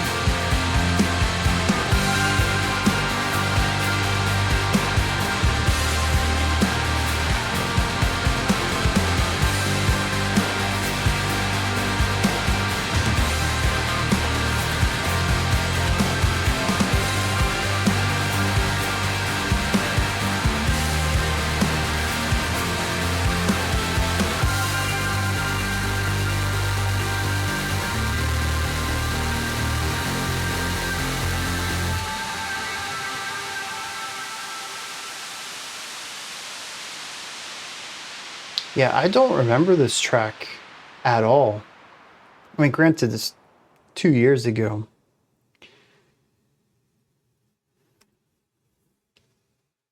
I'm talking about over 1,000 easy songs that I've listened to since then. But I find this to be a really interesting pocket of music. These two tracks are so totally different than the previous four. There is still something good within them, but they're marked by negativity. Or maybe even just a flattening, a neutrality might be another way. Reminiscence kicks this off. It's a 3-minute piano solo with vocal harmonies on top of it. It's bittersweet. There is longing in here. As the name suggests, I interpret a lot of this as looking towards the past, the good and the bad. As usual when we get something like this, it's a combination of looking at the past with a positive light. You remember when we used to do this? Remember when we did that? Those were the days. The thing is, though, is that one, time does make us older. And we stop doing the things that might still bring us joy. But also, there's the distance. That was a good time. That's something I can't relive again. It's something I've begun thinking more about on my own, and in particular to me just getting old. I'm almost 40 here, which feels like a really big number for me. 30 was pretty big too, but I've been okay since 30. And it's all just been like the 30s, just a single thing, but the 40s is a change. And it's caused me to start looking back a bit. And, particularly even looking towards music, I've been revisiting older music a lot. I don't know if I'm just becoming nostalgic for the past or maybe just wanting to remember the simplicity of childhood, both in the global sense, and things just made more sense to me. But also the fact that as a teenager, as a 20-something, you're not really too concerned with much of the world outside of your periphery. You have so much to look forward to, so much to work towards still. Finishing up school, going for a secondary education, getting your degree, using that to go do awesome stuff. It's still easy to have an optimistic view on life. And that's very different from where I am now. Not to say I'm a doomer, but it feels like that some days. I don't want to feel that way. You look back and there's two big things that I think of with memory, and that's music and smell. Smell triggers are weird, and it's also outside the scope of this video. I don't go out searching for smells that remind me of my childhood. That's kind of weird, but I do occasionally go out and listen to music. I'm reminded of concerts I've been to. I'm reminded that I haven't been to a concert in almost a decade. How much I used to love doing this stuff.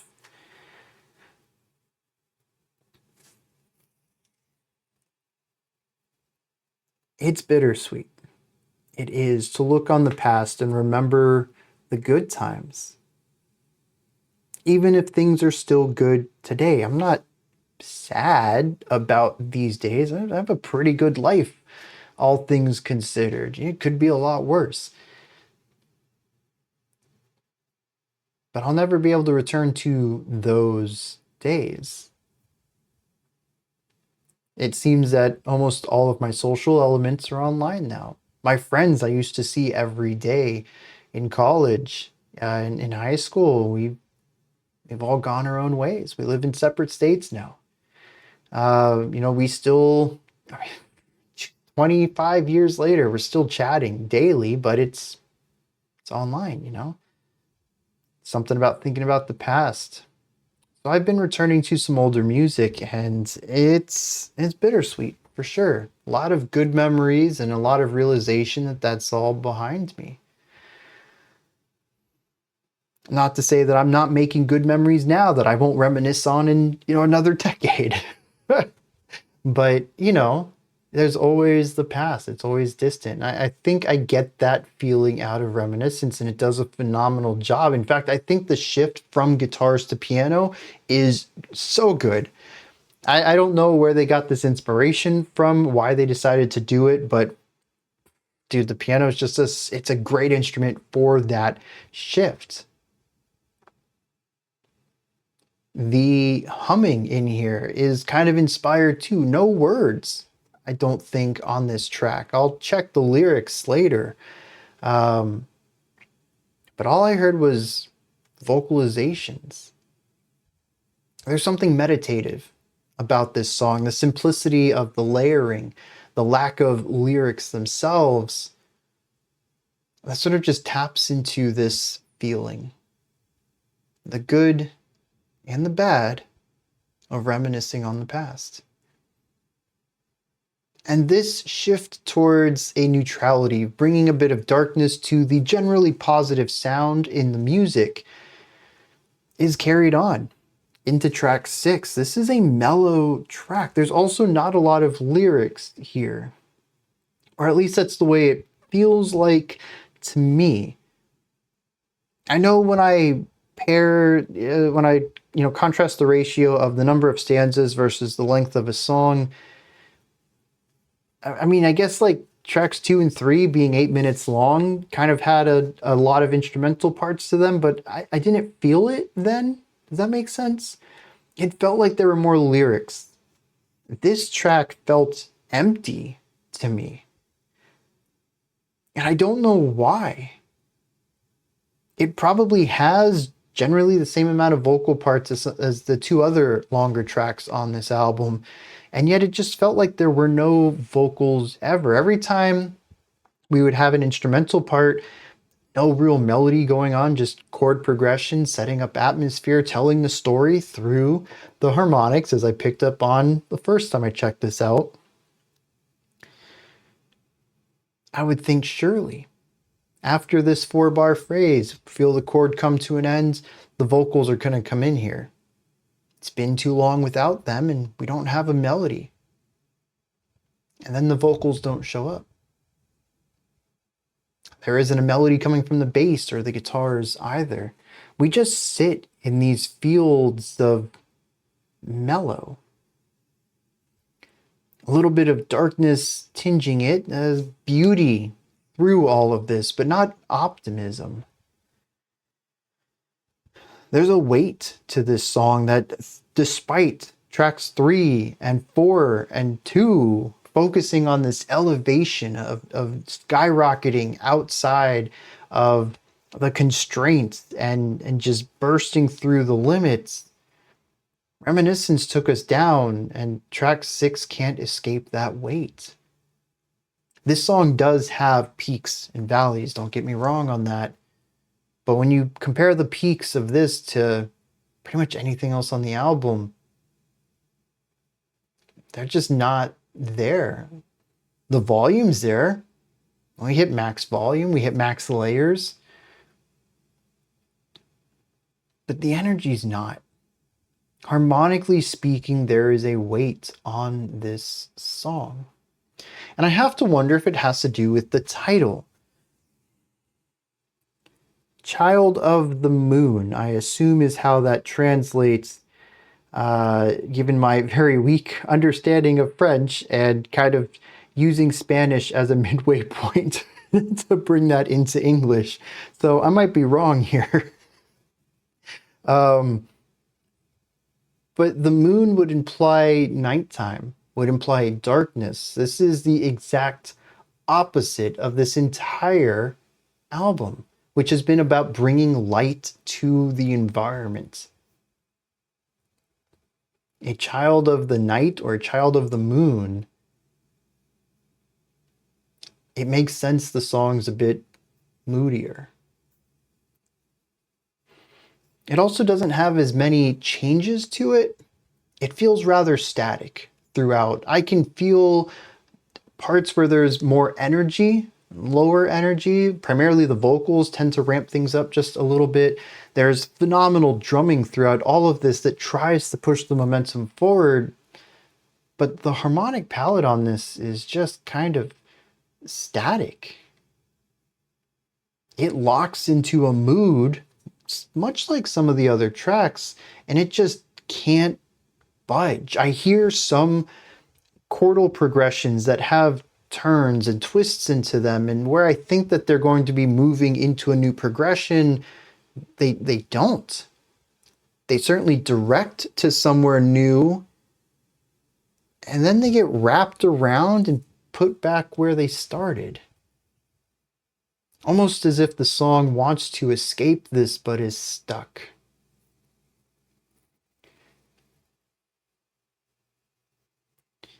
I'm really glad I saved Reminiscence for, or to be paired with this song rather than playing it after track 4. I don't think that would have worked, and I love how track 5 sets up my understanding of track 6. This was something I didn't get at all in the solo song reaction. The context of the album, how it feels heavy compared to everything else we've checked out. And not in a crushing weight, but just in a dragging your feet kind of way. The mellow's been harshed. The mood has been smashed. Now we're here just trying to get back to that feeling and kind of failing at doing that. There's still beauty here, but it's not quite as optimistic as we have been in tracks past. The negative vibes in this track make sense. We have somebody who is possibly at the end of their life. I'm not 100% sure about that. There are a couple of lines that make me think that's where we're going, but what is very clear is that they are alone. They are filled with regret too. And I think that pairing this with the idea of reminiscence is that they're maybe on their deathbed, thinking about their life and regretting some things that they did or didn't do. Maybe there is a positive angle to this. Maybe there are some joyous memories they're thinking of, but overall, it's all tinged with a bit of melancholy. It starts off and sets the scene. The stars dance and sigh, trying to revive hope to the rhythm of the waves. The gentle moon that watches over us rises above the beach, falling back into the black waters of sleep, flowing into the depths of our souls. We have a beach at nighttime, stars are out, and the moon is rising before setting into the water. I love that that imagery right there. It says that regrets accompany the waves that come and go on the colorless sand incessantly. That this is all watching over the wandering souls that from above she recalls. There is some sort of goddess, I'm assuming here, someone who guides souls. Maybe this is a spiritual leader, someone to help our souls leave our physical bodies and go to this other world that has been referenced several times on the album. It says, "The child I once was against the knell of last hours, in silence endures and dreams. This child of the strange moon, still gazing at the sea, atop deserted islands on long, lonely nights. On an empty island, all by themselves, staring out into the sea, they call themselves a child of the strange moon. They sit in silence, enduring it." A lot of this album has been about connection. I think it was track 3 that said, I empathize with your life. I feel the pain of your life, and it reminds me of what I've done in my life. There's a connection there. There is obviously the dual flame, track 4, that's about two people coming together and shining light into each other's life. There is all this connection here, and now we have someone alone. And so the idea of being lonely here runs in contrast and in parallel to, or in opposition to, a lot of the themes on this album, which is finding connection on this plane so that we can enjoy the proper life elseworld, where our spirits belong. And so being stuck here on an island by themselves is probably the worst case scenario for the themes of this album, for this person to be in. I'm not saying that this is a concept album, but presuming that most of these ideas are being presented as a unified theme on this album, here's the exact opposite of that. The final stanza says, "Tonight the stars dance to rekindle hope. Once again, dancing and sighing to the rhythm of the waves, the calm moon watches us overhanging the waves' falls, in the still black waters, in the depths of our souls." This idea of still being watched. I don't know if this is about the end of someone's life. There's a couple lines that I think point towards that. There is a constant focusing on souls and water, which is very different than souls and ascension that we have seen in other lyrics. We have that idea of a child being at the knell of their last hours. But it's a bit more vague than the other tracks. And I'm not entirely sure what it's trying to say, but I get the vibe of it. And honestly, that's what this album has been doing phenomenally since beat one. Vibes. Lyrics have been on point. Generally, I've had, some rough takes on some of that, since the music kind of tells me something different than the lyrics at times. But the music is incredibly vibey, and they've just been locking into these atmospheres and emotions so well. Honestly, that is the highlight for me on this album, is just how good the emotional connection is across every single moment. All right, let's dive into this final track, a bit on the shorter side, L'Adieu.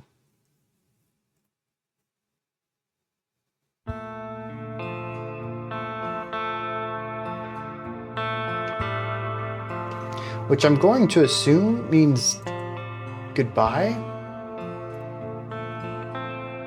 Maybe the end, the goodbye? The farewell.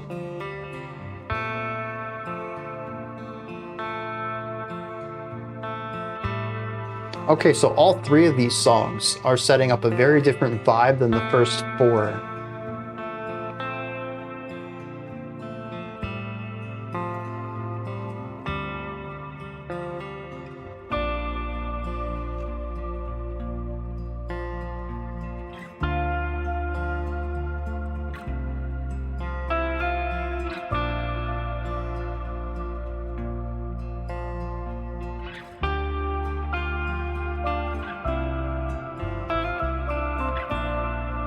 I'm loving this lead guitar line.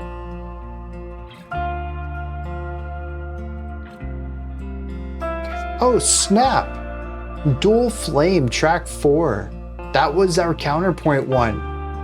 About people coming together. That was the one where the guitars interlocked. It's one of the rare cases of strong melody writing on this album.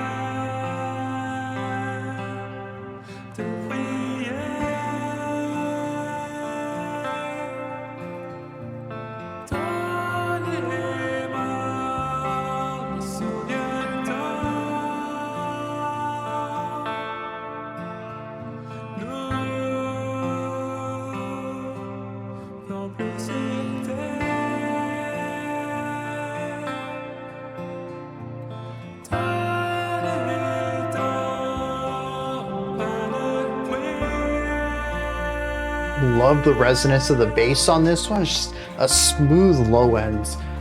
Create a nice foundation for the melody lines. The way that the guitar and the vocals, Counterpoint, dude, the way they danced around each other, gorgeous.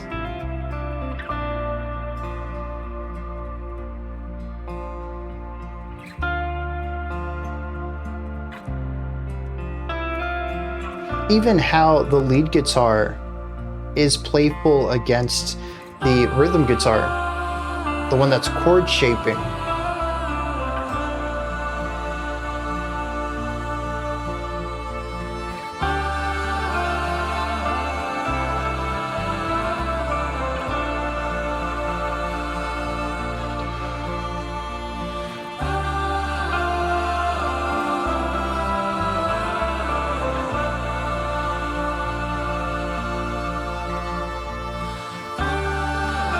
Another track that's bittersweet. There's a heavy weight to this, a strong bit of melancholy, but somehow still seeping through optimism.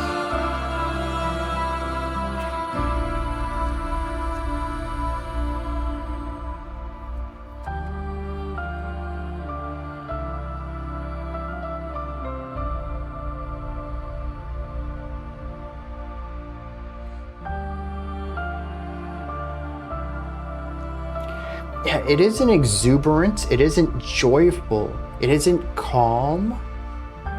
Well, I mean, there is a calm to it, but not like track 1. It isn't energetic like tracks 2 and 3, but there is hope.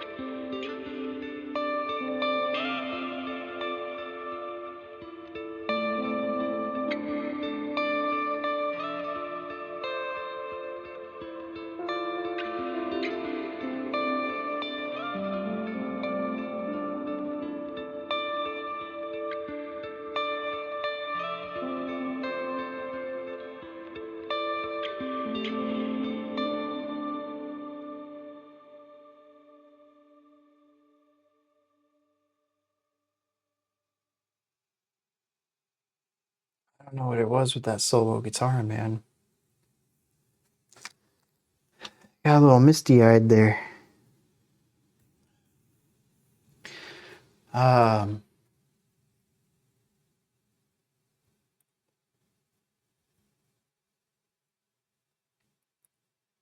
It's gorgeous, dude. This whole album. I'm really glad that I got a chance to check this out because, you know, based on what I remember of Alcest, like we checked out The Moonchild before, a couple of years back. And honestly, I probably should have checked out the band. You know, I bet if I went into my database, this is probably in my listening list, but it was just low priority because other Alcest stuff was they've been across the board. They've done some stuff. But I'm glad, in a sense, I've been forced to listen to this now because this is just absolutely gorgeous, but it's also heartbreaking. This is a hard finale. And I'm not really sure what to make of it yet because of the mixed emotions. I think that's honestly its greatest strength. It's easy to make an oppressive album. It's easy to make a sad album. It's easy to make a happy album. But nuance? That's a little tougher to handle. I think they mastered it.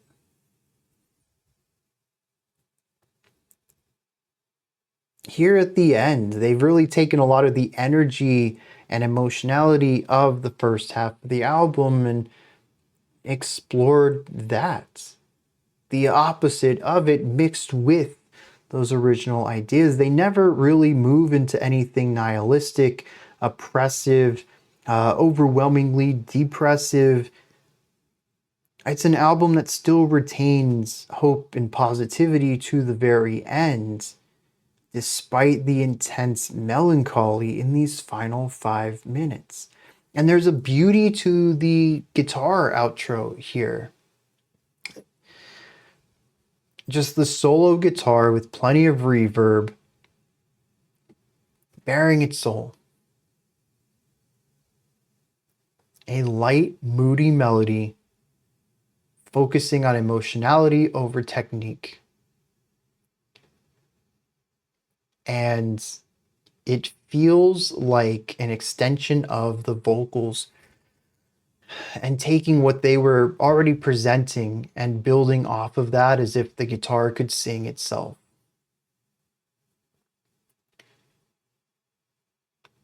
And I'm going to assume there is something here, maybe a death. Track 6, I think, did point towards someone at the end of their life. And this is called The Farewell. There's definitely a goodbye element to this, whether it is a permanent one of death or an impermanent one of just removing someone from your life or removing yourself from someone's life. And to wrap up the album on a single voice, the loneliness of this. Again, so much of this album has focused on human connection. Spiritual connection too. I think that is the one that is most frequently brought up. But several tracks focus on connecting with other people. And for track 6 to showcase someone lonely, figuratively on an island by themselves. And this one to end on a solo guitar brings that concept of isolation to the forefront of this album. And when you pair that with the melancholic, bittersweet melody line and harmonic movement, you get an extremely compelling closing to this album. But something else I really love about this track, earlier in it, is a lot of complex movement. The bass, the guitar, the vocals, all sort of interlocking and dancing around each other. It reminded me of track 4, and I had mentioned this earlier, but I do just want to repeat it here. Track 4 is about two people coming together to bring light into each other's lives. It's about the interlocking of two spirits, of two souls. And that is the song with the counterpoint. So many interlocking guitar lines, just wonderful. I don't know how I didn't pick that up, an hour and a half ago when we hit that track, but I'm glad I caught on to that somewhere in here because that is such a good detail.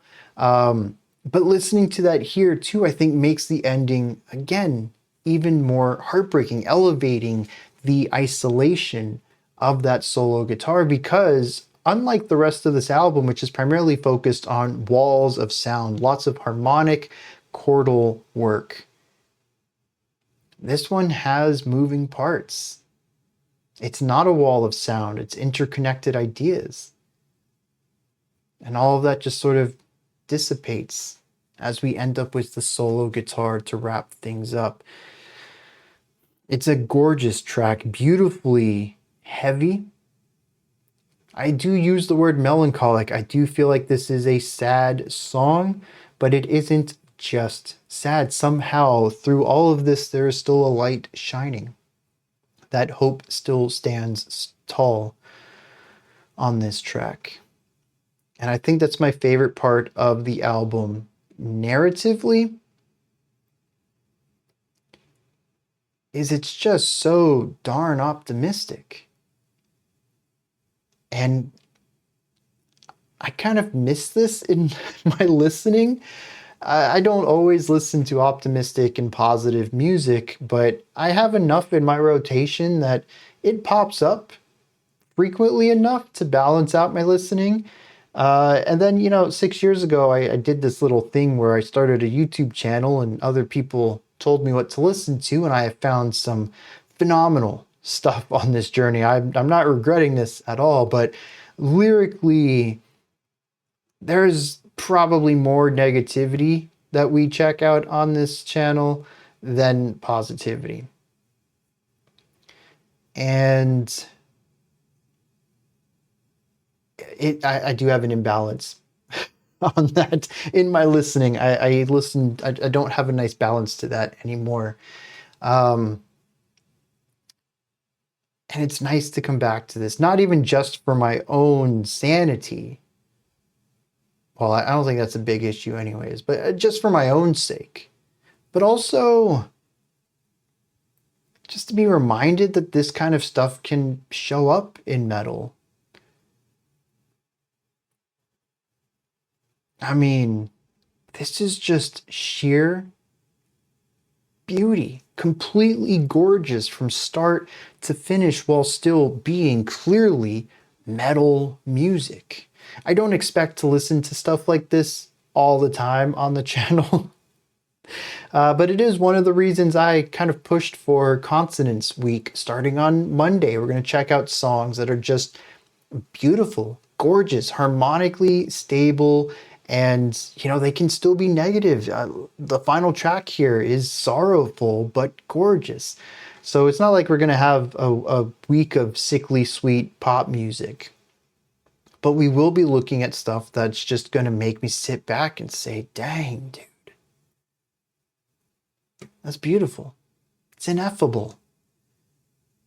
And this is a really convenient, unplanned kickoff into that week, and a nice way to wrap up Dissonance Week, which has been a tough one for me. It's been some heavy stuff this week that's just really, really pushed against my biases in music. Let me hit some lyrics on this final one, and then we'll wrap things up. It is about the narrator passing. And I start to wonder then if maybe there is a larger concept album here. There's certainly thematic ties, but I do think that these final 3 tracks are interlinked. The reminiscing of the past, being on your deathbed, and the reminiscing being a part of that, but also being alone as you're passing. And that leads into this track, which is the goodbye, the final words. It says, I picked this sprig of heather. Autumn is dead. We will not see each other again on earth. And remember that I await for you. Their spirit, their soul, has moved on to the next plane. And there they will wait for the person whose life they were most intertwined with. Presumably the person that was from track 4, Dual Flames. There's the bittersweet part though. It is the separation of 2 people. And the pain of that. But also the optimism that they will move on to this other plane where maybe they're more accepted. They've been searching for this the entire album, and there, where they find their peace and their acceptance, they'll be waiting for their other to show up there as well, and they can spend eternity together in this higher plane.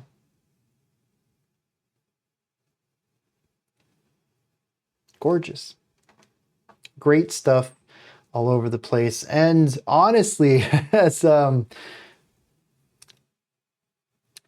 don't know if pessimistic is the right word, but as harsh as I am on love songs that show up on the channel, I really enjoyed this. And I think part of it is that it kind of has this larger scope to it.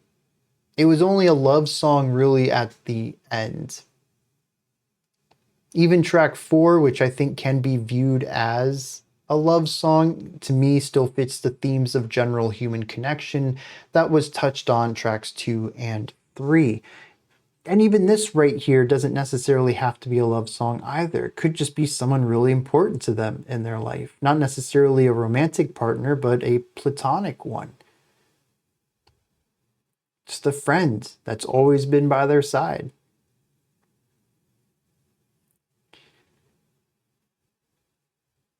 It is I think at the end of the day, romantic album, though.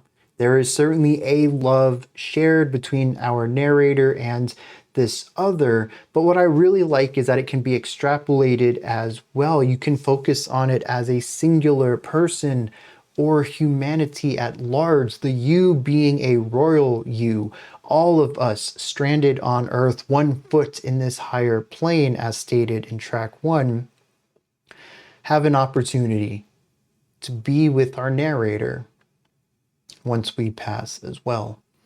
The connection is with everyone, not just a one.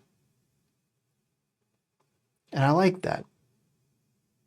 It can be read from both perspectives. Phenomenal. Honestly, I have no complaints about this. Track 1, I still think is the roughest for me, and I'm still not a huge fan of the drum work in that one in particular, but I have no complaints about the other 35, 38 minutes of this album. Is just phenomenal. These are my thoughts. Oh geez, I'm gonna have to pronounce this again. I'm not doing it. This is my thoughts on Alcest 2024 album. I'm gonna leave it at that. What did you think of this? Is there anything that stood out to you? Anything that you'd like to add on to what I said or correct me on? Do you have your own take, perspective, or opinion on this track? Let me know. Put your thoughts down into the comment section along with anything else you'd like to add to the discussion. Above that, in the description box, Linktree takes you here. You can find links for stuff, my music, the Discord server, ways to support the channel, ways to vote on other songs. Go ahead and check it out. Lots of cool stuff in there. Above that, if you could, like, subscribe, and ring the bell. I found out ringing the bell is not really a thing anymore, but like I like the 1, 2, 3 idea. I gotta find a way to do that well. Almost everything in this outro is based around rhythmic devices and threes.